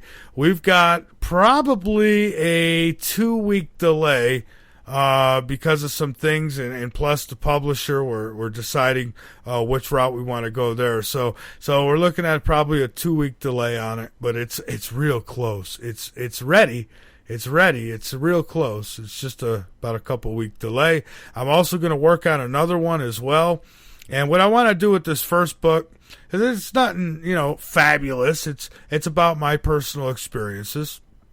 That book I'd like to give away sometime on the show. Of course, it'll be for sale, but I'd also like to find ways to give it away, just like I want to give away a subscription as well. And I think what I'll do either tomorrow night or Wednesday, Wednesday night, I'll talk with Ira tomorrow, and we'll see if we can't come up with something real clever. And maybe what we'll do is have somebody with the best this story or that story. Maybe we'll do it like, the 4th or 5th person to subscribe. We'll get, something like that. I don't know. We'll go over it and figure it out. And, I've got a lot of books here. I'm actually looking to start a small library right here within the studio because I've got that many books. I've got duplicates. I've got guests who have sent me extra books to give away, and I've tried giving them away. I've even left them at the studio before for people to pick up, and they don't even show up to pick up their books. It's like nobody read no more. Has reading gone out the window? Unless it's a story about something coming to kill you. I'm just curious. But, I can't tell you how many times I've told, all right, the book's yours. They've even called in to win it, and then they don't come get it. And it's, I don't know what it is with people. But that's about it for me tonight, folks. As always, do your research, folks. Think outside the box. Question everything that you've been told. Absolutely everything, always. For my station manager, program director, Ira Robinson, for my webmaster, Jolene, and for all of you, and JH, we're glad that you're going to go through some things for a while there, but you're going to be bigger, better, and stronger than before. You'll be like brand new once all the pain goes away, and I promise it will, because I know people who have gone through what you've gone through, and we just want you to get healthy, get back to it. We need you back in the chat room at 100%.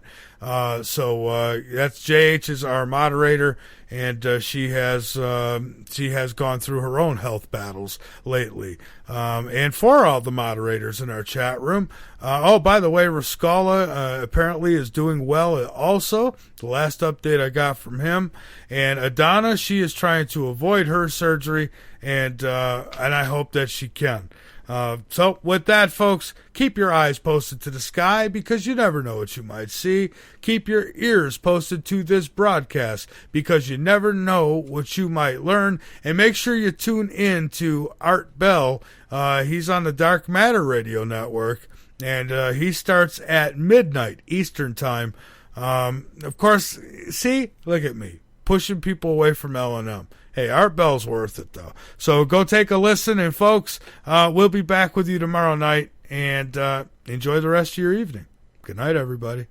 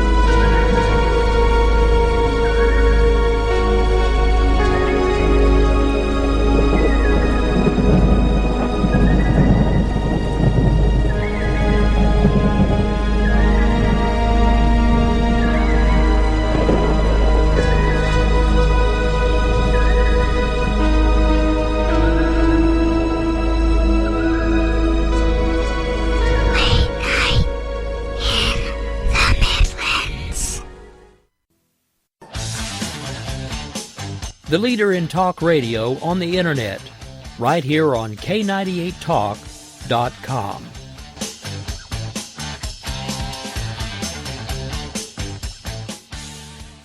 When our water heater broke down last month, it was a nightmare. It took 5 hours for the plumber to show up, and he charged us a couple of $100 just to come out. And then it cost another $1,800 to put in the new water heater. By the time it was all said and done, I felt like I'd been taken. But what else could I do? The smartest thing you can do is get a home warranty from American Residential Warranty. Their home warranties pay to repair or replace all your major appliances when they break, and they will break, and at the worst possible time. Call American Residential Warranty right now for free information on home warranties starting at just pennies a day. Don't wait for your refrigerator to stop running or your ceiling fans to stop turning. Call American Residential Warranty right now. Ask how you can save up to 50% on washer and dryer coverage. Just call 1-800-513-6154. That's 1-800-513-6154. Again, 1-800-513-6154. Call now. Tired of paying outrageous prices for Viagra? Well, we have great news for you. Now you can finally get Viagra at huge discounts. Healthy Man allows you to save up to $500 on Viagra. Why pay U.S. pharmacy prices of $15 per pill or more when you can get Viagra for less than $3 a pill? Call today and get 40 Viagra pills for only $99. This can cost as much as $600 at your local pharmacy. You can't afford not to call us. If you want Viagra at the lowest prices, never pay $15 a pill pharmacy prices again. Get Viagra for less than $3 a pill. Call 1-800-516-7602 today and save up to $500 and get 40 pills for just $99. Healthy Man is fast, easy, and affordable. Operators are waiting at 1-800-516-7602 to take your call right now. Call 1-800-516-7602. That's 1-800-516-7602. Again, 1-800-516-7602.